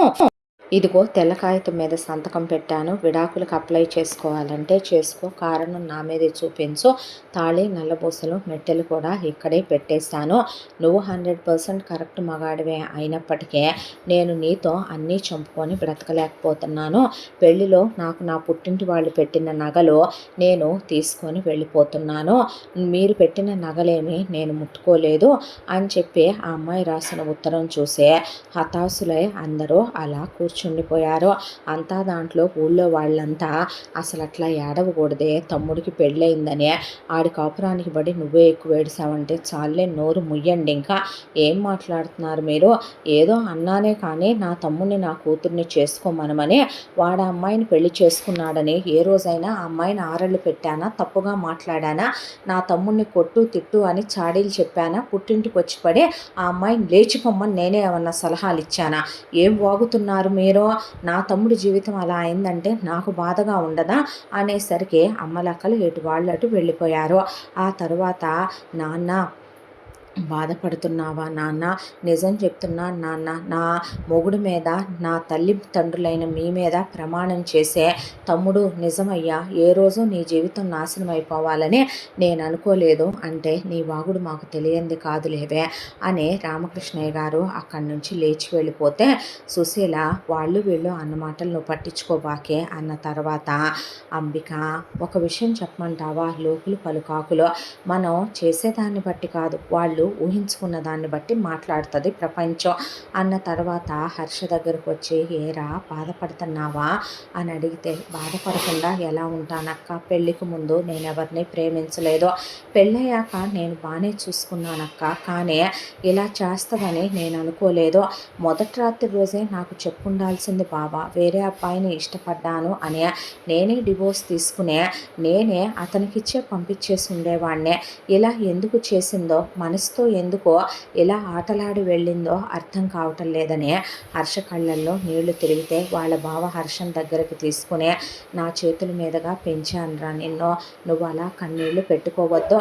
ఒక విషయం చెప్పమంటావా? ఇష్టం లేని ఆడదాంతో మనం ఎప్పుడూ కాపురం చేయలేము. మన భార్య మనని ప్రేమించాలి, మన మాత్రమే ప్రేమించాలి.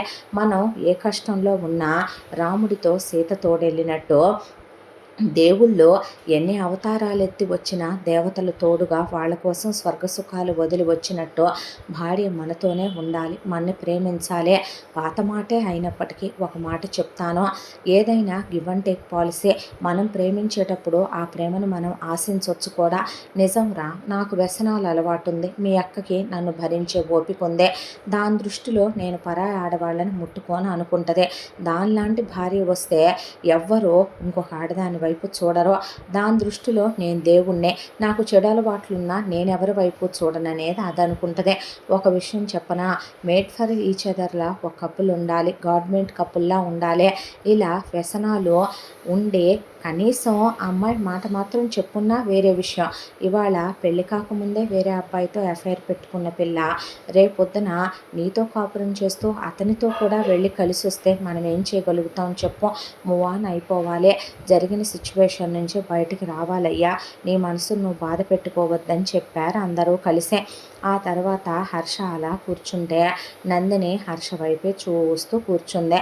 అప్పటికి అసలు తనేమీ మాట్లాడలేదు. మామయ్య లైఫ్ ఇలా అయిపోయింది, మామయ్య లైఫ్ ఇలా ఒక అమ్మాయి చేసి వెళ్ళిపోయింది, బాధ అనిపించింది. ఆ తర్వాత హర్ష మెల్లమెల్లగా వ్యవసాయంలో పడి జరిగిన విషయాన్ని మర్చిపోవటానికి ప్రయత్నిస్తున్నాడు. రామకృష్ణయ్య గారు ఆ అమ్మాయి సంతకం పెట్టెళ్ళిన పేపర్లు ఎత్తుకెళ్ళి కోర్టులో పడేసి విడాకులు తెచ్చాడు. వాళ్ళ పుట్టింటి వాళ్ళు క్షమాపణలు చెప్పి వెళ్ళారు. ఆ తర్వాత ఎవరూ అంత సీరియస్గా ఆ విషయాన్ని తీసుకోలేదు. ఊళ్ళో వాళ్ళెవరూ కూడా హర్షని తప్పు పట్టింది లేదు. కానీ రామకృష్ణయ్య గారి దగ్గర మాత్రం చాలామంది మీ అబ్బాయి చెయ్యేసిన తర్వాత కూడా ఆ అమ్మాయి అలా వెళ్ళిపోయిందంటే ఆడదాన్ని పడక సుఖంలో పెట్టి మీ అబ్బాయి తొక్కలేకపోయాడు. మనిషే మెతకనుకున్నావు, సంసారంలో కూడా అంత మెతకగా ఉంటే ఎలా, అంత మెత్తగా ఉంటే ఎలా అని చెప్పి ఏదో వాళ్ళ అబ్బాయి మగాడు కాదు, మగతనం లేదు అన్నట్టుగా మాట్లాడటం. ఇప్పుడు సెకండ్ హ్యాండెడ్ అయిపోయాడుగా, రెండో పెళ్లి ముద్ర పడిపోయిందిగా, ఏందో ఓ పొలం రేటు పెరిగిందని ఎరగబడిపోయావు, కొడుకు పుట్టాడని ఏడా ఆగలేదు. ఉంటారుగా మంచితో పాటు చెడు మాట్లాడే వాళ్ళు కూడా. వాళ్ళన్న మాటలు ఆయన మనసును తొలిచేస్తూ మనిషి బాగా దిగులు గురయ్యాడు. దానికి తోడు హర్షను పెళ్లి చేసుకోమంటే, నాన్న అసలు ఇప్పుడే నేను దేనికి సిద్ధంగా లేను, కొన్నాళ్ళు నన్ను ఇలా ప్రశాంతంగా ఉండనివ్వండి అనేసరికి దిగులు దిగులు దిగులు. కరెక్ట్గా 1 సంవత్సరం కాలానికే పడుకున్న మనిషి గుండె ఆగిపోయి నిద్రలోనే ఇహ లేవలేదు. దాంతో మళ్ళీ రాఘవకి కాలు వచ్చేసరికి అంబిక నాన్న అనుకుంటూ నందినిని తీసుకొని రాఘవని తీసుకొని వచ్చి పడింది. ఆ తర్వాత రామకృష్ణయ్య పోవటం, అంత్యక్రియలు జరిగిపోవటం, దశదిన కర్మకాండలు అయిపోవటం. ఆ తర్వాత అందరూ అక్కడే కూర్చున్నారు. అదేదో అంబిక అన్నట్టు ఆ రోజునే దీన్నే ఇచ్చి చేసినా పోయేదేమో, వాడికి అసలు అనవసరంగా అడ్డమైన వాటిని తీసుకొచ్చి ఇచ్చి చేయటం, చివరికి నిండు ప్రాణం పోయి పోతూ పోతూ అది పోయింది కాక ఇంటి పెద్దని ఎత్తుకొని పోయిందనే మనుషులు నోళ్ళదేముంది, లోకులు పలు కాకులు అన్నట్టు ఒక క్షణం ఒకళ్ళ తప్పు అనిపించుద్ది.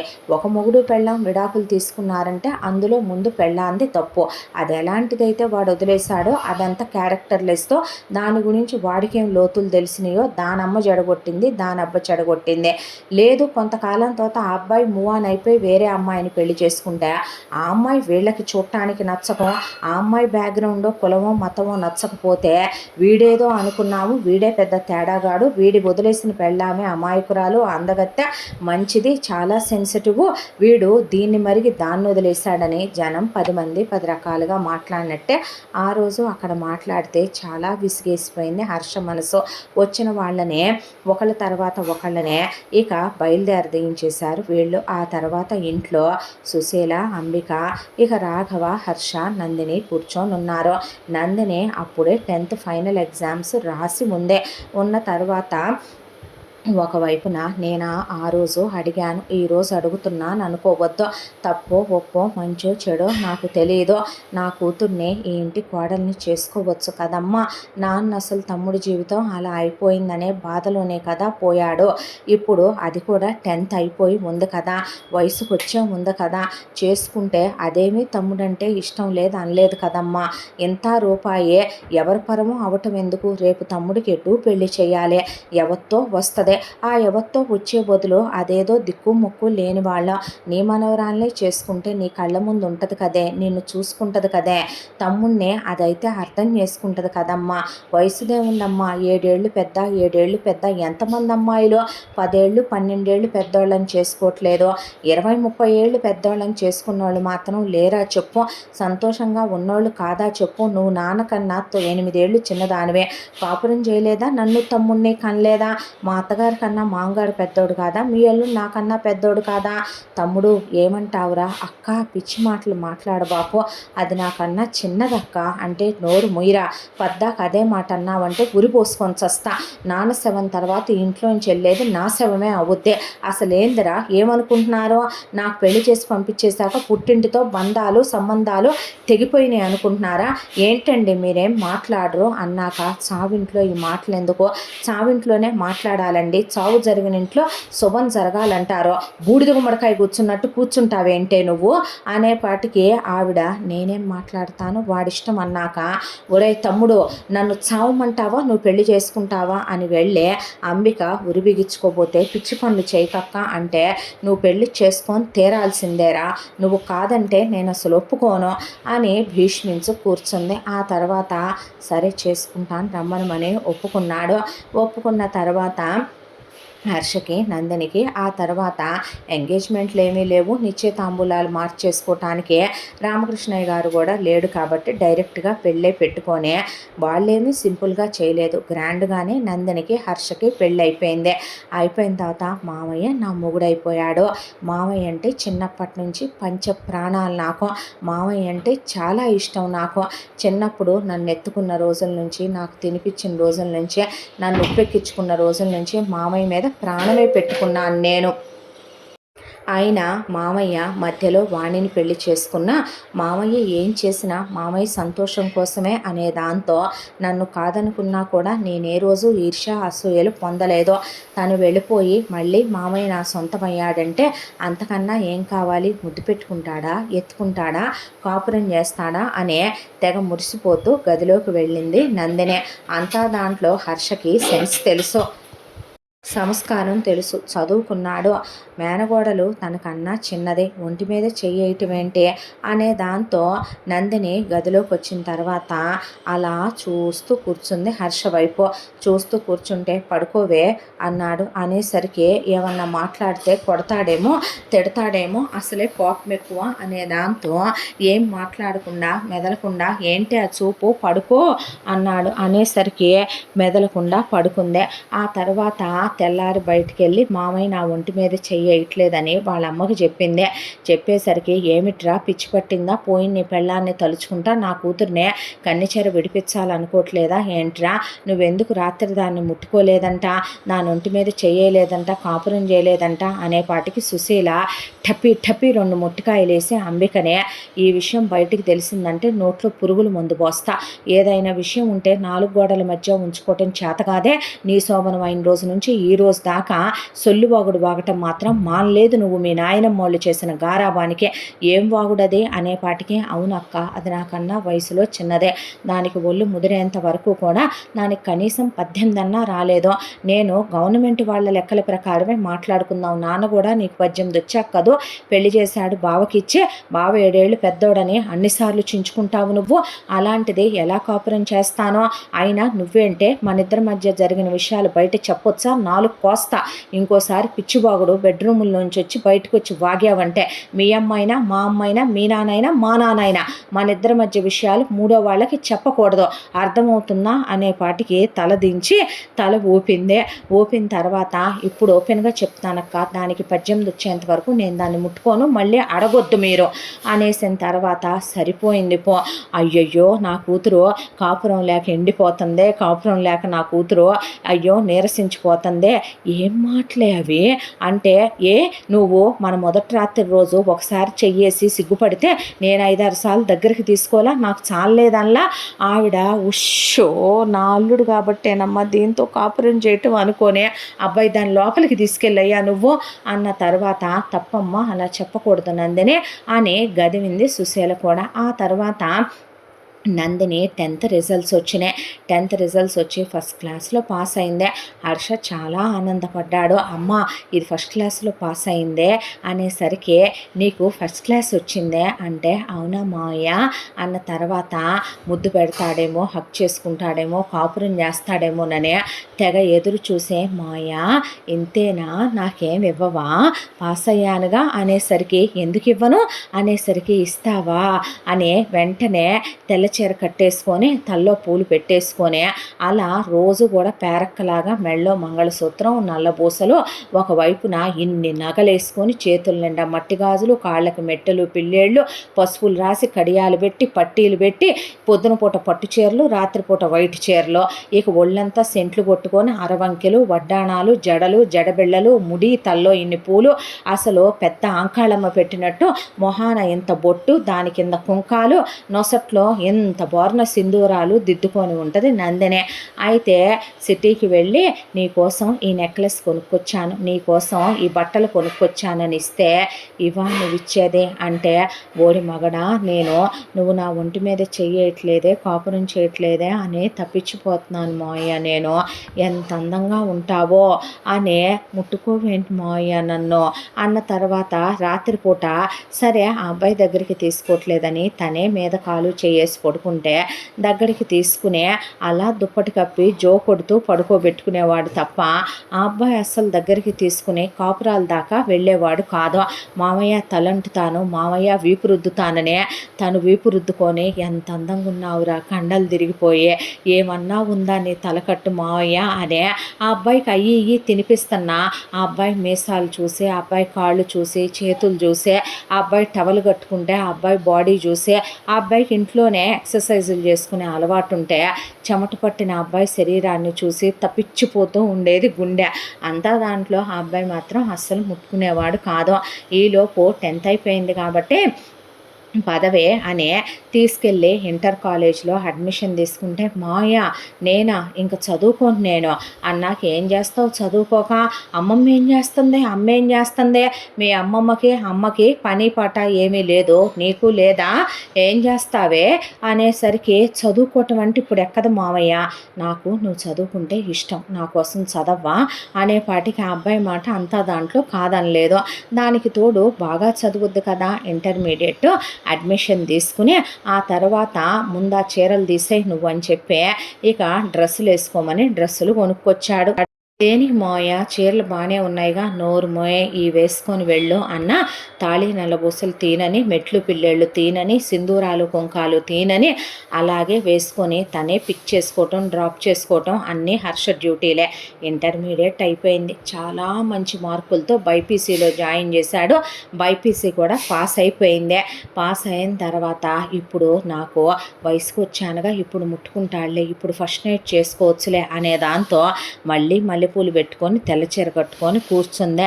ఇంటర్ చాలా మంచి మార్కులతో పాస్ అయిందని పొంగిపోయాడు హర్ష. ఆ రోజు గదిలోకి వస్తే గట్టిగా హక్ చేసుకోవాలి, ముద్దు పెట్టుకోవాలి, ఇప్పుడు తన వయసుకు వచ్చింది, ఇంకా కాపురమే అనే పిల్లల్ని కంటమేనని దిండు పెట్టుకొని మరీ పొట్ట మీద చూసుకుంటూ ఉండగా నీటు బుక్ తెచ్చి అక్కడ పెట్టాడు. ఏంటిది మావయ్య అని అడిగితే, బైపీసీలో జాయిన్ చేసింది ఎందుకు, డాక్టర్ చదవాలి, ఎంట్రన్స్ ఎగ్జామ్ రాయాలి కదా, చదవ్వే నీటు అన్నాడు. అనేపాటికి, మావయ్య నాకు చదువుకోవాలని లేదు ఇంకా, మరి చదువుకోక ఏం చేస్తా అన్న తర్వాత, అది కాపురం ఏంటి అనేసరికి, ఏమీ లేదులే చదవమంటున్నానా అనేసరికి పేజీలు తిప్పుతా కూర్చుంటే, ఏంటి శ్రద్ధగా చదువు, ఒక్కటే చెప్తున్నా, నువ్వు ఫెయిల్ అయితే నేను బాధపడతా అనేపాటికి అంతా దాంట్లో ఆ అబ్బాయి బాధపడితే చూడలేదు. దాంతోనే ఇక పడి చదివింది, రాసింది, ఫస్ట్ అటెంప్ట్లోనే సీటు కొట్టిందే. కాకపోతే చాలా దూరం వీళ్ళున్న దగ్గరికి ఆ సీట్ వచ్చింది. ఇంత దాంట్లో హర్ష ఈ 2 ఏళ్ళు ఇంటర్మీడియట్లో బయటికి తీసుకెళ్ళినప్పుడు ఏటీఎం కార్డులు వాడటం, బ్యాంక్ అకౌంట్లో మనీ ట్రాన్సాక్షన్లు చేసుకోవటం, ట్రాన్స్ఫర్లు చేసుకోవటం, ఆ తర్వాత ఫోన్ వాడటం, ల్యాప్టాప్ వాడటం, ప్రపంచ జ్ఞానం, ఫ్లైట్ టికెట్లు బుక్ చేయటం, ట్రైన్ టికెట్లు బుక్ చేయటం, బస్ టికెట్లు బుక్ చేయటం, వీళ్ళు తీర్థయాత్రలకి మొక్కుబళ్ళకి వెళ్ళినప్పుడు ఆ అమ్మాయితోనే అన్నీ చేస్తూ బ్యాంకులకి తీసుకెళ్తూ ఆ అమ్మాయికి అన్నీ నేర్పించుకుంటూ వచ్చి అకౌంట్ల దగ్గర నుంచి అన్నీ ఇచ్చే బాగా జ్ఞానం, తెలివితేటలు, లోక జ్ఞానం నేర్పిస్తే నందిని ఏకసంతాగ్రహి, చూస్తే పట్టేస్తుంది ఏదైనా. దాంతో అన్నీ వచ్చు నందినికి. ఇక క్వాలిఫై అయిపోయిందే అనే దాంతో కాలేజ్ దగ్గరికి వెళ్ళి మాట్లాడితే, ఫీజు అది డాక్టర్ అంటే చిన్న విషయమా, భారీ ఎత్తునే కట్టాలి, దట్టు ఆ అమ్మాయినేమి తక్కువ హాస్టల్లో కూడా చేర్చాలనుకోలేదు. కాలేజ్ వాళ్ళ హాస్టల్ కాకుండా బయట చాలా పెద్ద ఖరీదైన హాస్టల్ ఒకటి ఉంది. దాంట్లో జస్ట్ పీజీలో ఎవరిది వాళ్ళకి ఒక్కొక్క రూమ్ లాగా ఉంటేనే, ఆ రూమ్లో అన్ని లగ్జరీలు ఉంటేనే భారీ ఎత్తున పే చేయించుకుంటారు వాళ్ళు. అలాంటి దగ్గర అన్నీ చూసొచ్చాడు. వచ్చిన తర్వాత ఎటు నందిని ఇక తన గురించి తను పట్టించుకోదు కాబట్టి హర్షే వెళ్ళి నందిని కోసం ఆ కాలేజ్లో అమ్మాయిలందరూ ఎలా ఉన్నారో చూసి నందిని కోసమని డ్రెస్సులు, వాళ్ళు కావాలని చెప్పినవి స్టెత్తులు, ఆ తర్వాత మ్యాక్ బుక్, ఇక ఖరీదైన ఫోన్లు అవన్నీ కలిపి తీసుకొచ్చి ఇంట్లో అక్కనే అమ్మనే తినుబాండారాలన్నీ వండమనమని అన్నీ ప్యాకింగ్ చేయించమనమని వాళ్ళకి చెప్పి బయటికి వెళ్ళాడు.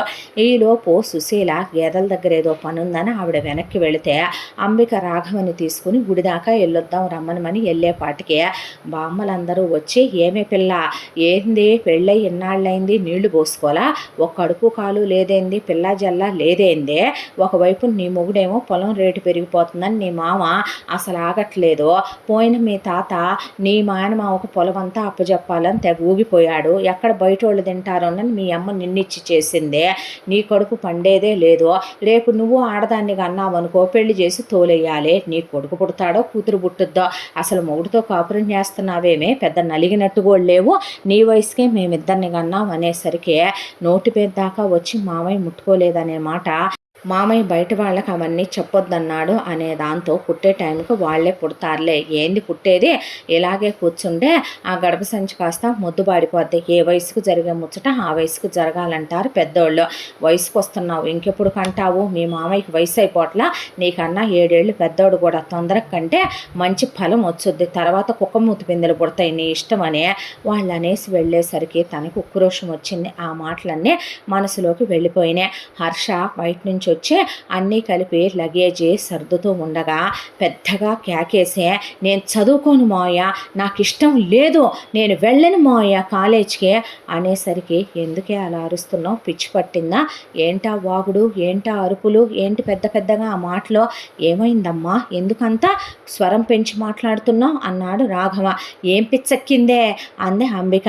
అన్న తర్వాత, నేను చదువుకోను, ఏం చేస్తావు చదువుకోకుండా, ఏం చేస్తానంటే నీతో కాపురం చేస్తాను, నువ్వంటే నాకు చచ్చేంత ఇష్టం, నాకు నువ్వు కావాలనిపిస్తున్నావు, అర్థం కాదా చెప్తే, మొదటి రాత్రి రోజే నేను సిద్ధంగా ఉన్నాను నీతో కాపురం చేయటానికి, ముట్టుకోనన్నావు, వయసుకు రాలేదన్నావు, నీకోసం ఇంటర్మీడియట్ చదువుకున్నాను నాకు ఇష్టం లేకపోయినా కూడా, నువ్వు బైపీసీ చేయమన్నావు చేశాను నాకు ఇష్టం లేకపోయినా కూడా, ఆ తర్వాత నాకు పై చదువులు చదువుకోవాలని లేదని మల్లెపూలు పెట్టుకుంటే నీకు అర్థం కాదేంట్రా మగడా, ఎన్నిసార్లు నీ మీద పడ్డా అర్థం చేసుకోవేంటే, నాకు నువ్వు కావాలి, నీతో కలవటం కావాలి, కాపురం కావాలి, నువ్వంటే నాకు పిచ్చి మావయ్య, నువ్వంటే నాకు ఇష్టం మావయ్య, ఎందుకు నన్ను ఇలా దూరం పెడుతున్నావో, అంతకుముందు నీ మొదటి పెళ్ళాన్ని కూడా ఇలాగే దూరం పెట్టావా, అందుకే అది లేచిపోయిందా ఏంటి, నువ్విచ్చే సుఖం సరిపోవట్లేదనే ఆ రోజు విన్నానులే పెళ్లి చూపుల్లో, దాన్ని ఏం చదువుకుంటావు, నిన్ను చదివించనా, ఉద్యోగం తెచ్చుకుంటావా, రోజు ఇలాగే చెప్పుకుంటావు,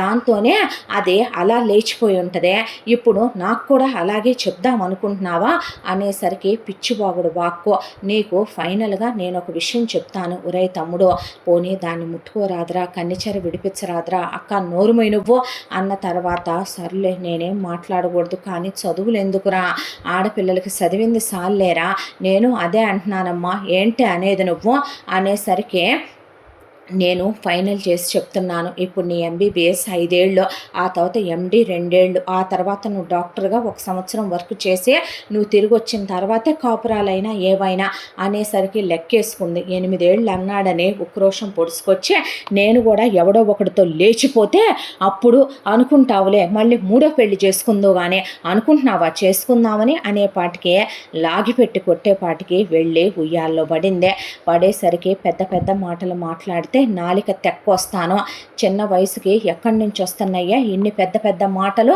కాపురాలు, మొగుళ్ళు, సంసారాలు, మీ అమ్మకి బుద్ధి లేదు, పోయిన మా నానమ్మ తాతయ్య వాళ్ళు మాగా గారాబం చేసి చెడగొట్టారు మీ అమ్మనే, ముసలోళ్ళ దగ్గర కూర్చొని పనికిరాంతనంగా తయారై నిన్ను దాని దగ్గర కూర్చోబెట్టుకొని ఎందుకు పనికి రాకుండా తయారు చేసిందే, అమ్మలా ఉంటావా, మీ అమ్మ ఏం సాధించిందే, అమ్మమ్మలా గొడ్ల దగ్గర చేసుకుంటూ మీ అమ్మలాగా అడ్డగాడిదలాగా తిరుగుతూ ఉందామనుకుంటున్నావా, తమ్ముడు నోరు ముయ్యక్క, చాలే కానీ ఇంకా మాట్లాడేదే, నువ్వు చదవాలి, చదివి తీరాలంతే, నేను ఫైనల్ చేసి చెప్తున్నాను, నువ్వు ఎన్ని వాగినా సరే నువ్వు అనుకున్న కాపురాలైతే ఇప్పట్లో జరగవు, నువ్వు వింటున్నావు అంతే నా మాట, బయలుదేరు ముందు అన్నాడు.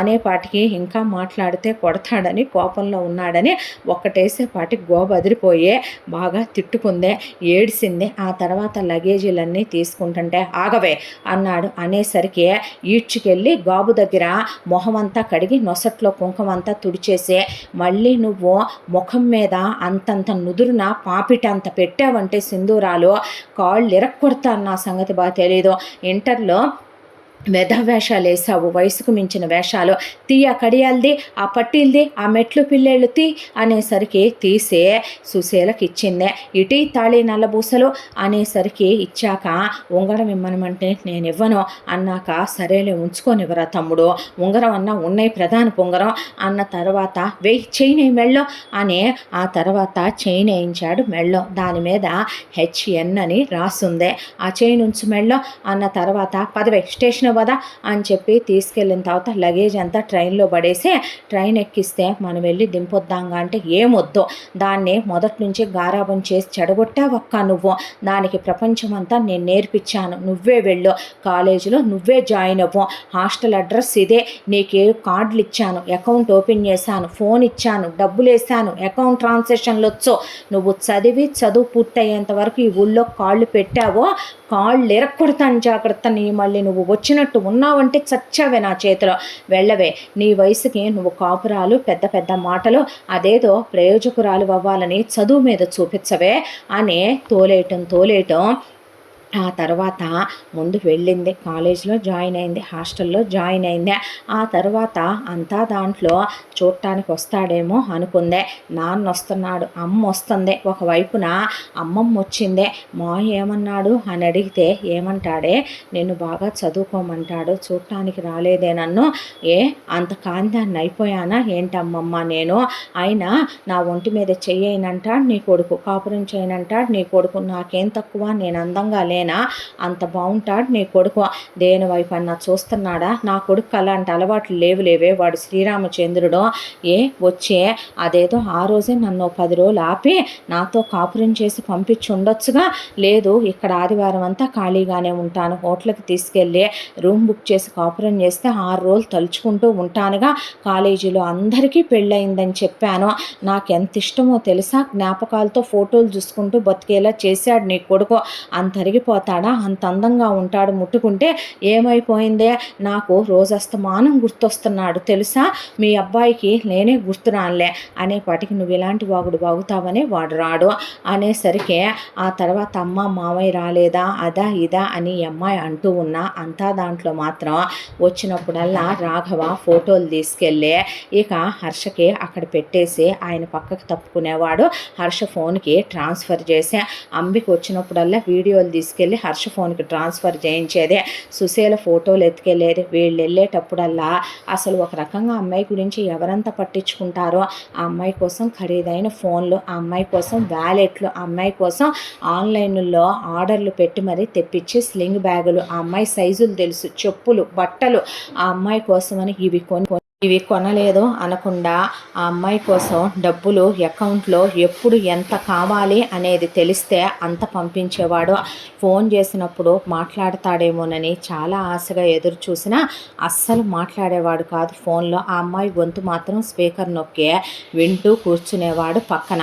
ఆ తర్వాత ఇలా 1 సంవత్సరం 2 ఏళ్ళు 3 ఏళ్ళు 4 ఏళ్ళు 5 ఏళ్ళు ఒక్కసారన్నా చూడటానికి వస్తాడు అనుకుంది, రాలా, ఫోన్లో మాట్లాడతాడు అనుకుంది, మాట్లాడలా, 5 సంవత్సరాల కాలం అలా గడిచిపోయిందే, ఎంబీబీఎస్ కంప్లీట్ అయిపోయిందే, కాన్వకేషన్కి వస్తాడు అనుకుందే, అమ్మ నాన్న వచ్చారు తప్ప తను రాలా, మామయ్య రాలేదా అన్న తర్వాత ఇప్పుడు పెద్దదాన్ని అయ్యానే వచ్చి కాపురం చేయమనండే, ఎక్కడికన్నా తీసుకెళ్ళమనండే, నువ్వు ఈ మాటలు మానవు వాడు రాడు అనేసరికి నువ్వు తాతయ్యతో చేయించుకోకుండానే మమ్మ పుట్టిన అంతకాలానికి మామయ్య పుట్టాడా ఏంటే, మమ్మని బయట పడుకోబెట్టావంటే మామయ్యని బయట పడుకోబెట్టావంటే తాతయ్యతో కాపురం చేయలేదా, ఫ్యాట్ మనే ఆవిడ కూతురుని ఒక్కటేసిందే, నువ్వు ఎలాంటివి చెప్పే అది ఎలా తయారైందే, అది ఎలా తయారయ్యే నా కొడుకు అక్కడ అలా ఉంటున్నాడు అనేపాటికి ఈ జన్మకత్తయ్య మీ అమ్మాయి మారదు అది మారదు, నా కూతురికి మాత్రం మీరు కన్నిచెర విడిపించరు చిచి అన్న తర్వాత కాన్వకేషన్ అయిపోయి ఎండీలో చేరిందే. ఆ తర్వాత పెద్దదాన్ని అయ్యానని బయట పెట్టట్లేదు కానీ వీళ్ళ దగ్గర కొంచెం మెచ్యూరిటీ వచ్చింది, దాంతో మనసులోనే రోజులు లెక్కేయటం మొదలుపెట్టింది, ఎప్పుడైపోద్దా ఎప్పుడు వెళ్తానా మామయ్య దగ్గరికి ఎప్పుడు వెళ్తానా అని. ఆ తర్వాత సుశీల రాఘవ అంబిక ఒకరోజు వచ్చి మామయ్య నిన్ను తిక్కగా పిచ్చిగా ఉండొద్దని చెప్పాడు, పార్లర్కి వెళ్ళమన్నాడు, నీట్గా ఏందో మెనిక్యూర్లంట పెడిక్యూర్లంట మసాజులంట ఆ తర్వాత ఏందో వ్యాక్సింగ్లంట అవన్నీ చేయించుకోమన్నాడు, జుట్టు కట్ చేయించుకోమన్నాడు, నెయిల్ పాలిష్లు వేసుకోమన్నాడు, ఇవన్నీ నీ కోసం కొని పంపాడు, ఎక్కడెక్కడి నుంచో తెప్పించాడంటే ఇవన్నీ ఏందో హుదా బ్యూటీలు ఏందేందోనంట, హుడా బ్యూటీలేవే అన్నాడు రాఘవ. అదేలే అవన్నీ పంపించాడే మామయ్య, ఇవన్నీ వేసుకోమన్నాడు, అవన్నీ వేసుకుంటే కాపురం చేస్తా అన్నాడా, ఉషో అని ఆయన తప్పమ్మా అలా అనకూడదు, ఏంటి నాన్న నువ్వు కూడా తప్పు అంటావు అంటే మీ నాన్నకేం తెలుసులే నేను కాపురం చేసుకోవటమే ఈ రోజుకి కూడా అల్లుడు అంటే, అత్తయ్య నా రాత అన్న తర్వాత నిజంగా నువ్వు దేవుడివయ్యా అనేసింది ఆమె కూడా. ఆ తర్వాత ఇలా ఆ అమ్మాయి ఎండి కూడా కంప్లీట్ అయిపోయింది. కంప్లీట్ అయినప్పుడు కూడా రాలేదు హర్ష. ఆ తర్వాత 1 ఇయర్గా డాక్టర్గా వర్క్ చేస్తూ సంవత్సరం గడిచిపోయింది. వచ్చి తీసుకెళ్తారని ఇంట్లో వాళ్ళకి ఫోన్ చేస్తే కంగారేమీ లేదు, దాన్ని మెల్లగానే రమ్మనమను అనే పక్క నుంచే రాఘవ్ గారితో హర్ష అంటున్న మాటలు వినపడి, అంటే ఏంటి నన్ను వదిలిచ్చేసుకుందాం అనుకుంటున్నాడా, ఇక్కడే పెట్టి ఇంకా ఏమన్నా ఫారెన్లు కూడా పంపించి చదివిద్దాం అనుకుంటున్నాడా ఏంటి అని చెప్పి అప్పటికప్పుడు ఉన్న పళంగా, ఇక ఇంకా నిన్ను చూడకుండా నేను ఉంటాననుకుంటున్నావా, నువ్వు వస్తావని ఎదురు చూసి ఇక నేను అలసిపోయాను, నేనే వచ్చి నిన్ను రేప్ చేస్తాను చూస్తా ఉండు అని చెప్పి రైల్వే స్టేషన్కి వస్తే ఏసీలో టికెట్స్ లేవు. దాంతో జనరల్లో అయినా పర్వాలేదని చెప్పి ఇలా ట్రైన్ ఎక్కి 8 సంవత్సరాల తర్వాత తిరిగి తన భర్తని, తన మేనమామని, తన ప్రేమని, తన ప్రాణాన్ని చూసుకోవటానికి అలా వెళుతూ చిన్నప్పటి నుంచి తను మాట్లాడిన మాటలు, మావయ్య కొట్టిన దెబ్బ, మావయ్య ఎన్నాళ్ళు రాకపోవటం, మావయ్య కోసం తను ఎదురు చూడటం, ఇవన్నీ గుర్తుకొచ్చే ఫోన్లో మావయ్య ఫోటోలు చూసుకుంటూ, ఇప్పుడు నువ్వు మెన్వైపోయి ఉంటావు కదో, ఇప్పుడు నాకే 25 అంటే నీకు 32 కదో, ఇప్పుడు మన పొలం కూడా చాలా రేటు పెరిగిపోయిందంట కదో. ఇంకా అన్నీ గుడ్ న్యూస్లేలే మామయ్య, నువ్వు అనుకున్నట్టు నేను డాక్టర్ని అయిపోయానుగా, సర్ప్రైజ్గా నువ్వు నా కోసం వస్తావనుకున్నాను, నేనే నీ కోసం వస్తున్నాను అనే ట్రైన్ స్టేషన్లో ఆగగానే దిగి తన బ్యాగ్ తీసుకుని అలా నడుచుకుంటూ వెళ్తూ ఉండగా, పేరక్కలాగా ఉన్న నందిని ఇప్పుడు ఇంత అందంగా వయసుకొచ్చే అలా నడుచుకుంటూ వస్తుంటే ఊళ్ళో వాళ్ళంతా బాగున్నావే పిల్ల అంటే, ఓ చాలా బాగున్నాను అమ్మమ్మ, పెద్దమ్మ, అత్తయ్య, మామయ్య, పెదనాన్న, తాతయ్య, అన్నయ్య ఇలా మాట్లాడుకుంటూ ఇంటి దాకా వెళ్ళేసరికి ఇంట్లోపల జనాల హడావిడి వినిపించడంతో బయట బామ్మలు వాళ్ళందరూ మాట్లాడుతుంటే ఉష్ అనే, ఏందే మా మామయ్య వాళ్ళని అమ్మమ్మ వాళ్ళని సర్ప్రైజ్ చేయాలి, అరవద్దు అని చెప్పి వెళ్ళి అలా కిటికీ దగ్గర బ్యాగ్ పెట్టి లోపల ఏం జరుగుతుందా అని ఒక కన్నేసి నిలబడేసరికి అక్కడ ఎవరో ఒక అబ్బాయి పెళ్లి కొడుకులాగా, ఆ అబ్బాయి వాళ్ళ అమ్మ నాన్న చుట్టాలు కూర్చొని ఉన్నారు. మరొక వైపున అమ్మ నాన్న మామయ్య అమ్మమ్మ కూర్చొని ఉన్నారు. ఇంకొక వైపున చూసిన నందిని షాక్ అయింది. హర్ష ఫస్ట్ వైఫ్ వాణి అక్కడ ఒక స్తంభానికి నిలబడి ఉంది. దాంతో ఏం మాట్లాడుకుంటున్నారు వీళ్ళు, ఎవరు వీళ్ళంతా అని అలా నుంచుంటే, అమ్మాయిది డాక్టరు కంప్లీట్ అయిపోయింది, ఎండి కూడా చేయటం అయిపోయి 1 ఇయర్గా డాక్టర్గా కూడా చేయటం కంప్లీట్ అయిపోయింది, 25 సంవత్సరాలు అమ్మాయి వయసు. మరి మీ విషయం ఏంటి, మాకు ఒక్కడే అబ్బాయి అబ్రాడ్లో ఉంటాడు, అమ్మాయి అక్కడికి వచ్చిన తర్వాత అక్కడ హాస్పిటల్లోనే వర్క్ చేసుకుంటే చాలు అన్న తర్వాత చాలా అల్లారుముద్దుగా పెంచాం, చాలా గారాబంగా పెంచాం, బాగా చూసుకోవాలి, మాట రానివ్వకూడదు, కట్న కానుకల విషయంలో మేము ఎలాంటి లోటు రానివ్వమని సుశీల హర్ష మాట్లాడుతుంటే, చూడండి మా ఊరి పిల్లని, మా ఇంటి పిల్లని చేసుకోవటం మీ అదృష్టం అనుకోవాలి, మేము మా పిల్లల్ని చాలా పద్ధతిగా పెంచుతాము, అమ్మాయి నిప్పు, మీరు అమ్మాయి అందం గురించి వెతుక్కోవాల్సిన అవసరం లేదని అంబిక రాఘవ్ కూడా మాట్లాడుతుంటే, నందినికి కళ్ళల్లో నుంచి బొట్ట నీళ్లు తిరిగిపోయినాయి.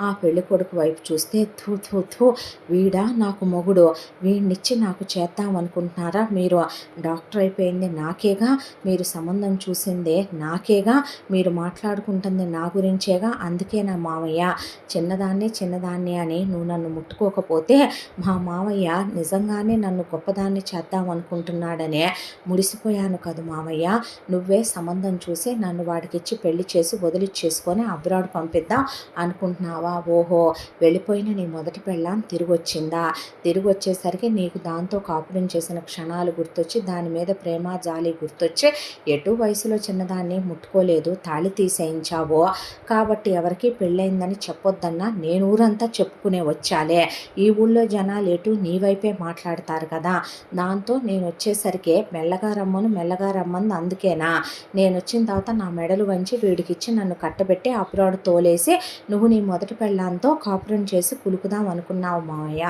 నేనే అంత అడ్డమైపోయాను అన్నమాట నీకు.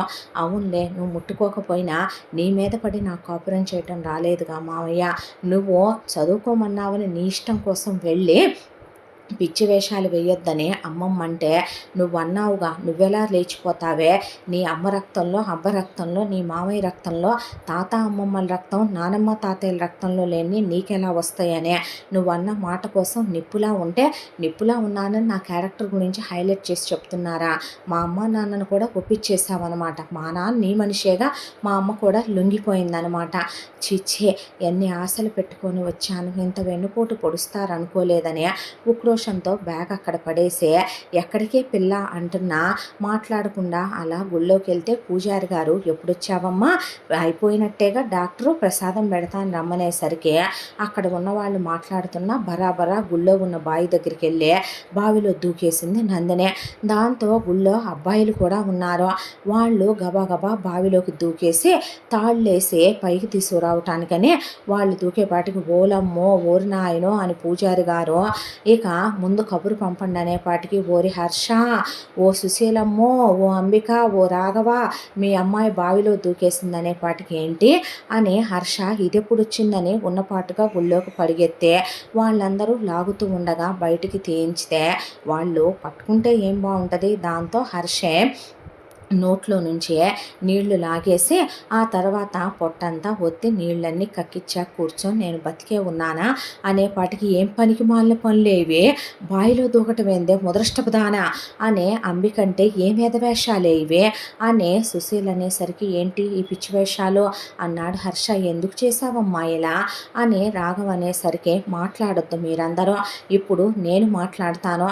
అసలు ఎందుకు బ్రతికిచ్చావు మామయ్య నన్ను, నా జీవితంలో ప్రతి నిర్ణయం నీ ఇష్ట ప్రకారమే తీసుకునే హక్కు నీకు ఇచ్చాను కదా అని చెప్పి నువ్వు నా భర్తను అనే విషయం మర్చిపోయావా? ఓహో, ఎంతైనా నీ మొదటి పెళ్ళాం గొళ్ళెం వచ్చింది కదా తిప్పి, అది ఎన్ని తప్పులు చేసినా లేచిపోయినా తిప్పి దాన్ని తీసుకొచ్చి దాని మీద మనసు పుట్టి కాపురం చేసుకుందాం అనుకుంటున్నావు అనమాట.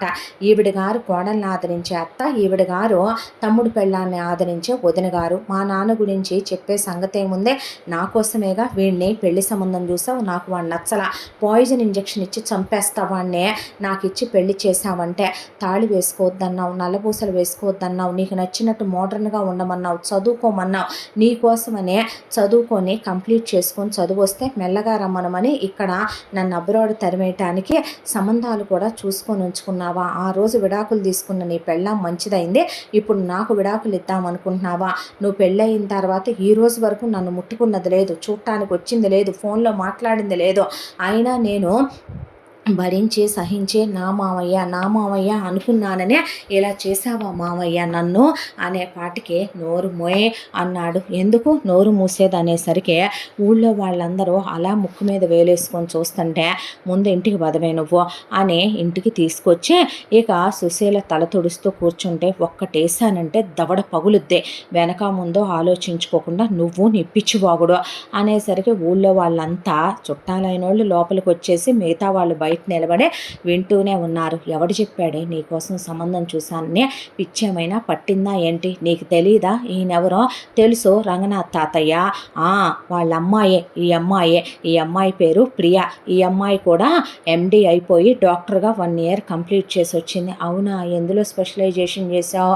పీడియాట్రిషియన్. ఓ నేను గైనిక్లే అన్న తర్వాత ఆ అమ్మాయి కోసం ఈ అబ్బాయి సంబంధం చూసిందే. తాతయ్య తర్వాత అమ్మమ్మ అయితే నేనైతే బాగా మాట్లాడతామని మన ఊరి పిల్లని బావను కూడా అక్కయ్యను కూడా పిలిపించి మాట్లాడిస్తున్నాను. మా మాయి నీకు అన్నయ్య అవుతాడు తెలుసా?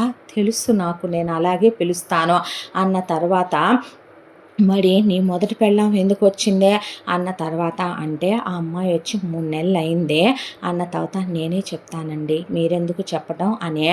చూడు నందిని, నేను ఈయన్ని వదిలేసుకొని వెళ్ళిన తర్వాత వాడు నన్ను ఫిజికల్గా వాడుకున్నాడు, పెళ్లి చేసుకున్నాడు. ఆ తర్వాత నన్ను టార్చర్ పెట్టడం మొదలుపెట్టాడు. వచ్చిన ప్రతి గర్భిణి అబార్షన్ చేయించడం మొదలుపెట్టారు. వాడికి చాలా పెద్ద ఫ్యామిలీ ఉంది. వెళ్ళి డబ్బులు తెమ్మనమని కొడితే మా పుట్టింటి వాళ్ళ దగ్గరికి వెళితే నాకు పెట్టాల్సిన వాటా పెట్టేసి నా పుట్టింటి వాళ్ళు ఊరొదిలిపెట్టి వెళ్ళిపోయారు. ఆ తర్వాత ఆ డబ్బులు తీసేసుకున్నాడు. నన్ను నరకాలు పెట్టి చిత్రహింసలు పెట్టి నన్ను చంపేయాలనుకున్నారు. వేరే వాడికి అమ్మేయాలనుకున్నారు. తప్పించుకొని పారిపోయి వచ్చా. మా అమ్మ నాన్నలు ఎవరు లేరు. ఎక్కడికి వెళ్ళాలో తెలియదు. ఆకలి మండిపోతుంది. ఆయన దగ్గరికి వస్తే అంత ముద్దన్నా పెట్టి పాచిపని చేసుకుంటూ బ్రతుకుదామని ఇక్కడికి వచ్చాను. వచ్చిన తర్వాత నా ఒంటి మీద దెబ్బలు చూసి ఆయన అలాగే మీ అమ్మమ్మ చెలించిపోయారు. ముందు నన్ను ఇలా చేసినందుకు నాకు తాళి కట్టిన వాడిని వాడి ఫ్యామిలీని జైల్లో పెట్టించారు ఆయన. ఆ తర్వాత నాకు ట్రీట్మెంట్ చేయిస్తున్నారు. ఇప్పటికీ నేను నార్మల్ మనిషిని అయ్యాను. ఆ అమ్మాయి కోసం మామయ్య ఓ సంబంధం కూడా చూశాడే, బుద్ధి లేనిదానా. అబ్బాయి సిటీలో సాఫ్ట్వేర్ ఉద్యోగం చేస్తాడు. భార్య పోయింది, ఓ బిడ్డ ఉన్నాడు. ఆ అబ్బాయిని పిల్లాడిని చూసుకుంటే చాలు, ఎవ్వరూ లేరంట. ఆ అబ్బాయిని కూడా సెటిల్డ్ ఫ్యామిలీలో అబ్బాయిని చూశాడు. వాగుతావా నువ్వు అలాగే అందే అంబిక అనేసరికి అవునా అన్న తర్వాత పెళ్లి చేసుకొని వెళ్ళిపోతావా, ఇంకొక 4 రోజుల్లోనే నా పెళ్ళే అని చెప్పింది వాణి. చెప్పిన తర్వాత ఐ లవ్ యూ మావయ్య, ఐఎమ్ సారీ అని ఆ అబ్బాయిని గట్టిగా కౌగిలించేసుకుంటే దగ్గరికి తీసుకున్నాడు. వదలవే అంటే వదలట్లా. మేము నిశ్చితార్థాలు అయిన తర్వాత వచ్చి మాట్లాడతాములే బాబు అని చెప్పి అవతల వాళ్ళందరూ లేచి వెళ్ళిపోతే వాణి అక్కడి నుంచి లోపలికి వెళ్ళిపోతే సుశీల నుంచుంటే నానబోయి నిన్నాళ్ళకి నీకు ఇలాంటి అవసరమా అమ్మ అనేసరికి ఒక్కటేసింది అంబికనే. వేసిన తర్వాత లోపలికి వెళ్ళాక ఐ లవ్ యూ మావయ్య అంటే ఎందుకే నన్ను అలా అనుమానించావు పిచ్చిదానా, నీకో విషయం తెలుసా, ఒకరోజు బావన్నాడు ప్రేమించే భార్య దొరకాలి, చావులో బ్రతుకులో మన భార్య మనకి తోడుగా రావాలి, కష్టసుఖాల్లో భార్య అంటే తోడుగా ఉండాలి అని. చిన్నప్పుడు నువ్వు చిన్నదాని అనుకున్న మాట నిజం, వాణిని పెళ్లి చేసుకున్న మాట నిజం, తనతో నేను ప్రేమగా ఉన్నమాట నిజం. తను వెళ్ళిపోయిన తర్వాత ఎప్పుడైతే నీ మెళ్ళో తాళి కట్టానో, నువ్వు నన్ను అంత ఇష్టపడుతున్నావో ప్రేమిస్తున్నావో, నిజంగా నిన్ను బాగు చేయాలనుకున్నానే, గొప్ప స్థాయిలో చూడాలనుకున్నాను. ఒకరోజు నేను చదువుకుందాం అనుకుంటే నాన్న వ్యవసాయం చేయమన్నాడనే నేను MBA చేద్దాం అనుకున్న వాడిని ఇలా ఆగిపోయాను. నువ్వు పైకి రావాలనుకున్నాను, దాంతోనే నిన్ను చదివించాలనుకున్నాను. సరే నేను నిన్ను ముట్టుకుంటాను, నీ ధాటి తట్టుకోవటానికేనా నిన్ను నేను ముట్టుకున్న తర్వాత నీకు ఒకసారి చెయ్యేస్తే పద్దాకా కాపురం కావాలనిపిస్తుంది. నిన్ను నేను వదిలి ఉండలేను, నాకు నువ్వు కావాలనిపిస్తావో. ఏ తొందరపాటులోనో ఏ వాటమో మర్చిపోతే నీకే గర్భిణియో వస్తుంది, పిల్లలు పుడతారో. పైగా మొగుడని సంసారమని పిల్లలని కడుపులని ఈ లంపటాలుంటే ఏ ఆడపిల్ల చదువో పర్ఫెక్ట్గా సాగదో. ఇవన్నీ నిజంగా పెళ్ళి కాకముందు కంప్లీట్ చేసుకుంటేనే వాళ్ళు అనుకున్న లక్ష్యాలని వాళ్ళు సాధించగలరు. పెళ్ళైతే అయిపోయిందే, పెళ్ళిని మనం మార్చలేము. కానీ మిగతా వాటి మీదకి నిన్ను వెళ్ళనివ్వకుండా నిన్ను నీ లక్ష్యం మీదకి తీసుకెళ్లాలనే నిన్ను నేను అలా దూరం పెట్టాను. నేను వస్తే ఏం చేస్తావు, నన్ను నువ్వు కాలేజ్ దగ్గర వదిలిపెట్టావు, 1,00,000 కారణాలు చెప్తావు, ఫోన్లో మాట్లాడితే నువ్వు నన్ను సెడ్యూస్ చేసేలానే మాట్లాడతావే, నాకు ఫీలింగ్స్ వచ్చేలానే మాట్లాడతావు. నేను చూడకుండా ఉండలేక నేను వస్తే అక్కడికి వచ్చిన తర్వాత నువ్వు గట్టిగా కౌగిలించుకొని నన్ను క్లోజ్ అవ్వమని దగ్గరికి తీసుకుంటే నేను మగాడిని, ఉప్పు కారం తింటున్నానే, నాకు ఫీలింగ్స్ ఉన్నాయి, అందుకే నేను నిన్నాళ్ళు దూరంగా పెట్టాను. ఏ భర్త అయినా భార్యని ప్రయోజకురాల్ని చేయాలనుకున్నప్పుడు కొన్ని సుఖాలకి దూరంగానే ఉండాలి పిచ్చిదానా.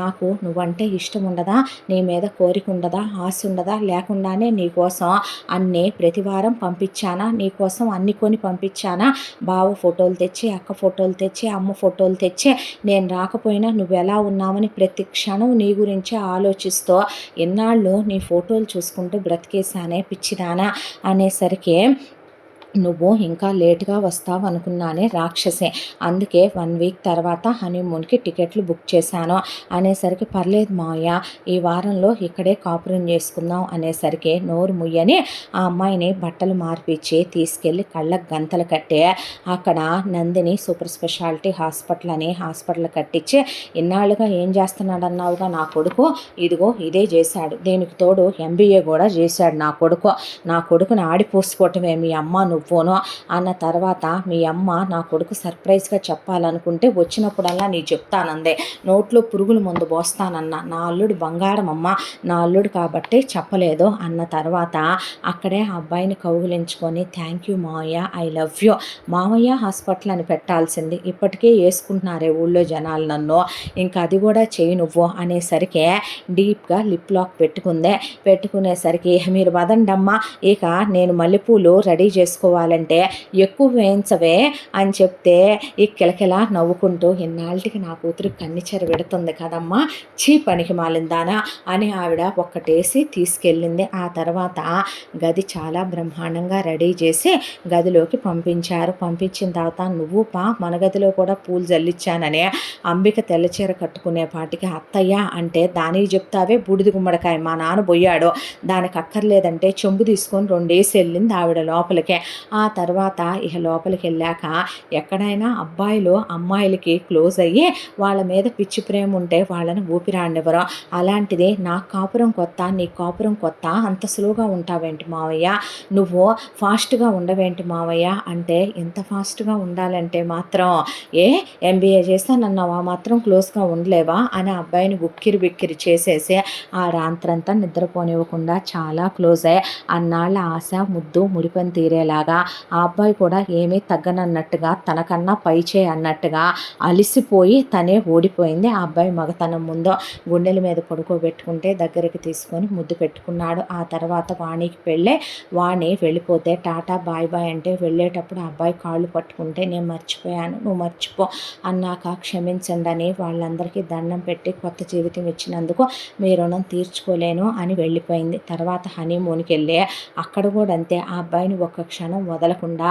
చాలా డీప్గా చాలా క్లోజ్ అయ్యే మొగుడిని ముద్దు మురిపాల్లో ముంచేసి వెంటనే పిల్లలొద్దు పిచ్చి వేషాలు వేయకు అన్న తర్వాత నేను డాక్టర్ నేలే, నీతో నా ముద్దప్పుడే తీరిపోయిందా దుర్మార్గుడా, 8 ఏళ్ళు దూరంగా ఉంచావంటే ఐఎమ్ సారీనే అన్నాడు. దేనికి మావయ్య, ఆ రోజు కొట్టాను కదా బంగారం, అప్పుడే చెప్పాలనుకున్నాను, చెప్తే నువ్వు ట్రైన్ ఎక్కవని తెలిసే అందుకే అన్న తర్వాత నాకు నిజం చెప్పలేదే మావయ్య అంది. ఏంటే దొంగతనంగా కాలేజ్ దగ్గరికి వచ్చి నన్ను చూసి వెళ్ళానని చెప్పలేదే, ఎవరు చెప్పారు, నాన్న చెప్పాడు అన్న తర్వాత మీ నాన్నకు అస్సలు నోట్లో మాట ఆగదో, ఇన్నేళ్ళు చెప్పలేదులే మావయ్య, మనం హనీమూన్కి వచ్చేటప్పుడే చెప్పాడు, ఎవరా అనుకునేదాన్ని, జీన్స్ ప్యాంట్లు టీషర్ట్లు వేసుకుని మాస్క్ పెట్టుకుని గ్లాసెస్ పెట్టుకుని క్యాప్ పెట్టుకుని నా వైపే చూస్తుంటే నేను కనుక్కోలేదు తెలుసా మావయ్య, అంతా ఎంతైనా సరే అమ్మో చాలా తెలివైన వాడివి, నిన్ను చూడకుండా నేను ఉండలేనే అందుకే అనేసరికి ఐ లవ్ యూ మావయ్య, నువ్వు నిజంగా నా బంగారు మావయ్య, నా బుజ్జి మావయ్య, నాకు దేవుడిచ్చిన మావయ్య అన్నాక తిరిగి వచ్చిన తర్వాత కూడా ఆ అమ్మాయి ప్రాక్టీస్ పెట్టి డాక్టర్గా చాలా మంచి పేరు తెచ్చుకుంది. ఆ తర్వాత కొంతమందికి పుణ్యం అంతా మా మావయ్యకే రావాలని ఫ్రీ ట్రీట్మెంట్ చేస్తే బంగారానివే నువ్వు అని ఉన్న 25 ఎకరాల పొలం ఇంకా రేటు పెరిగింది. అందులోంచి 15 ఎకరాలు అమ్మి 10 ఎకరాలు వాళ్ళ నాన్న గుర్తుగా ఉంచి ఇల్లంతా రెనోవేట్ చేయించుకొని బిజినెస్ స్టార్ట్ చేశాడు హర్ష. ఆ బిజినెస్ తను చూసుకుంటుంటే అక్క బావ మేము వెళ్ళొస్తామంటే ఎక్కడికి వెళ్తారు, మాతోనే ఉండండి అంటే వద్దులేరా బామ్మర్దే, బాగోదంటే బావ మాకెవరున్నారు, నాన్న పోయిన తర్వాత అన్నీ అక్క నువ్వే కాదు దగ్గరుండి చూసుకోవాలి, బావ ఒక విషయం చెప్పమంటావా, నీ రూపాయి నువ్వు నాశనం చేసుకున్నావేమో కానీ పరాయి వాడి రూపాయి పైసా కూడా ముట్టుకునే అలవాటు నీకు లేదు, ఆ పేకాటేదో అక్కతో ఆడుకో బావా, 4 పెగ్గులు తాగి ఇంట్లో హ్యాపీగా తిని పడుకో, నువ్వు స్మోకింగ్ ఎటు మానేయాలని నేను అనుకుంటున్నాను, మానేస్తావనే అనుకుంటున్నాను, నాకు బిజినెస్లో తోడుగా ఉండవా అన్న తర్వాత ఉండు నాన్న ఉండమ్మా అన్నాక మారిపోవచ్చుగా అందే అంబిక. అల్లుడు ఉండయ్యా, నీ మీద మా గౌరవం నానాటికి పెరిగేదే కానీ తగ్గేది కాదు బావా అన్నాక సరేనని ఆయన ఆవిడ కూడా ఇక్కడే ఉండిపోయారు. ఆ తర్వాత 5 సంవత్సరాలకి నందిని ప్రెగ్నెంట్ అయి 4 అంది వద్దన్నాడు, 3 అంది వద్దన్నాడు, 2 కంది. ఇంకా రెస్ట్ ఆఫ్ లైఫ్ మనకిద్దరు. ఇక అమ్మమ్మ ఎటు ఉక్కు పిడుగల్లే ఉంది, దానికి 100 years గ్యారంటీ, తాతయ్య ఉన్నా కూడా నేను బతికించుకొని ఉండేదాన్నేమో మామయ్య అన్న తర్వాత కొందరు ఎక్కడికి వెళ్ళరు, మన జ్ఞాపకాల్లో ఎప్పటికీ బ్రతికే ఉంటారు అన్నాడే తప్ప తన అంతకుముందు భార్యను కూడా ఆ అబ్బాయి అంతకుముందు తిట్టింది లేదు, ఇంట్లో వాళ్ళని అనొద్దని చెప్పాడు. ఇప్పుడు ఆ అమ్మాయి వెళ్ళిపోయాక కూడా ఆ అమ్మాయి గురించి నందిని దగ్గర కూడా డిస్కస్ చేసే అలవాటు, దెప్పే అలవాటు హర్షకి లేదు. దేవుడే మొగుడైతే నీలాగే ఉంటాడేమో మామయ్య అనే రెస్ట్ ఆఫ్ లైఫ్ ఆ అమ్మాయి జీవితం ఆ అబ్బాయితో చాలా హ్యాపీగా, బిజినెస్ కూడా డెవలప్ అయ్యే వాళ్ళ జీవితం పిల్లా పాపలతో 3 పువ్వులు 6 కాయలుగా సాగిపోతూ చాలా సంతోషంగా, ఆనందంగా ఈ కథ కంచికి చేరింది. ఇంతటితో ఈ కథ పూర్తి. మళ్ళీ మరొక మంచి కథతో కలుసుకుందాం. తప్పకుండా మన ఛానల్ని లైక్ చేయండి, షేర్ చేయండి, సబ్స్క్రైబ్ చేయండి, బెల్ ఐకాన్ క్లిక్ చేసి ఆల్ అనే బటన్ని ప్రెస్ చేయడం మర్చిపోకండి. ఇంత మంచి కథను మనకు అందించిన కథా రచయిత్రి సాయి లలిత గారు. మరో మంచి కథతో కలుసుకుందాం. Thank you so much.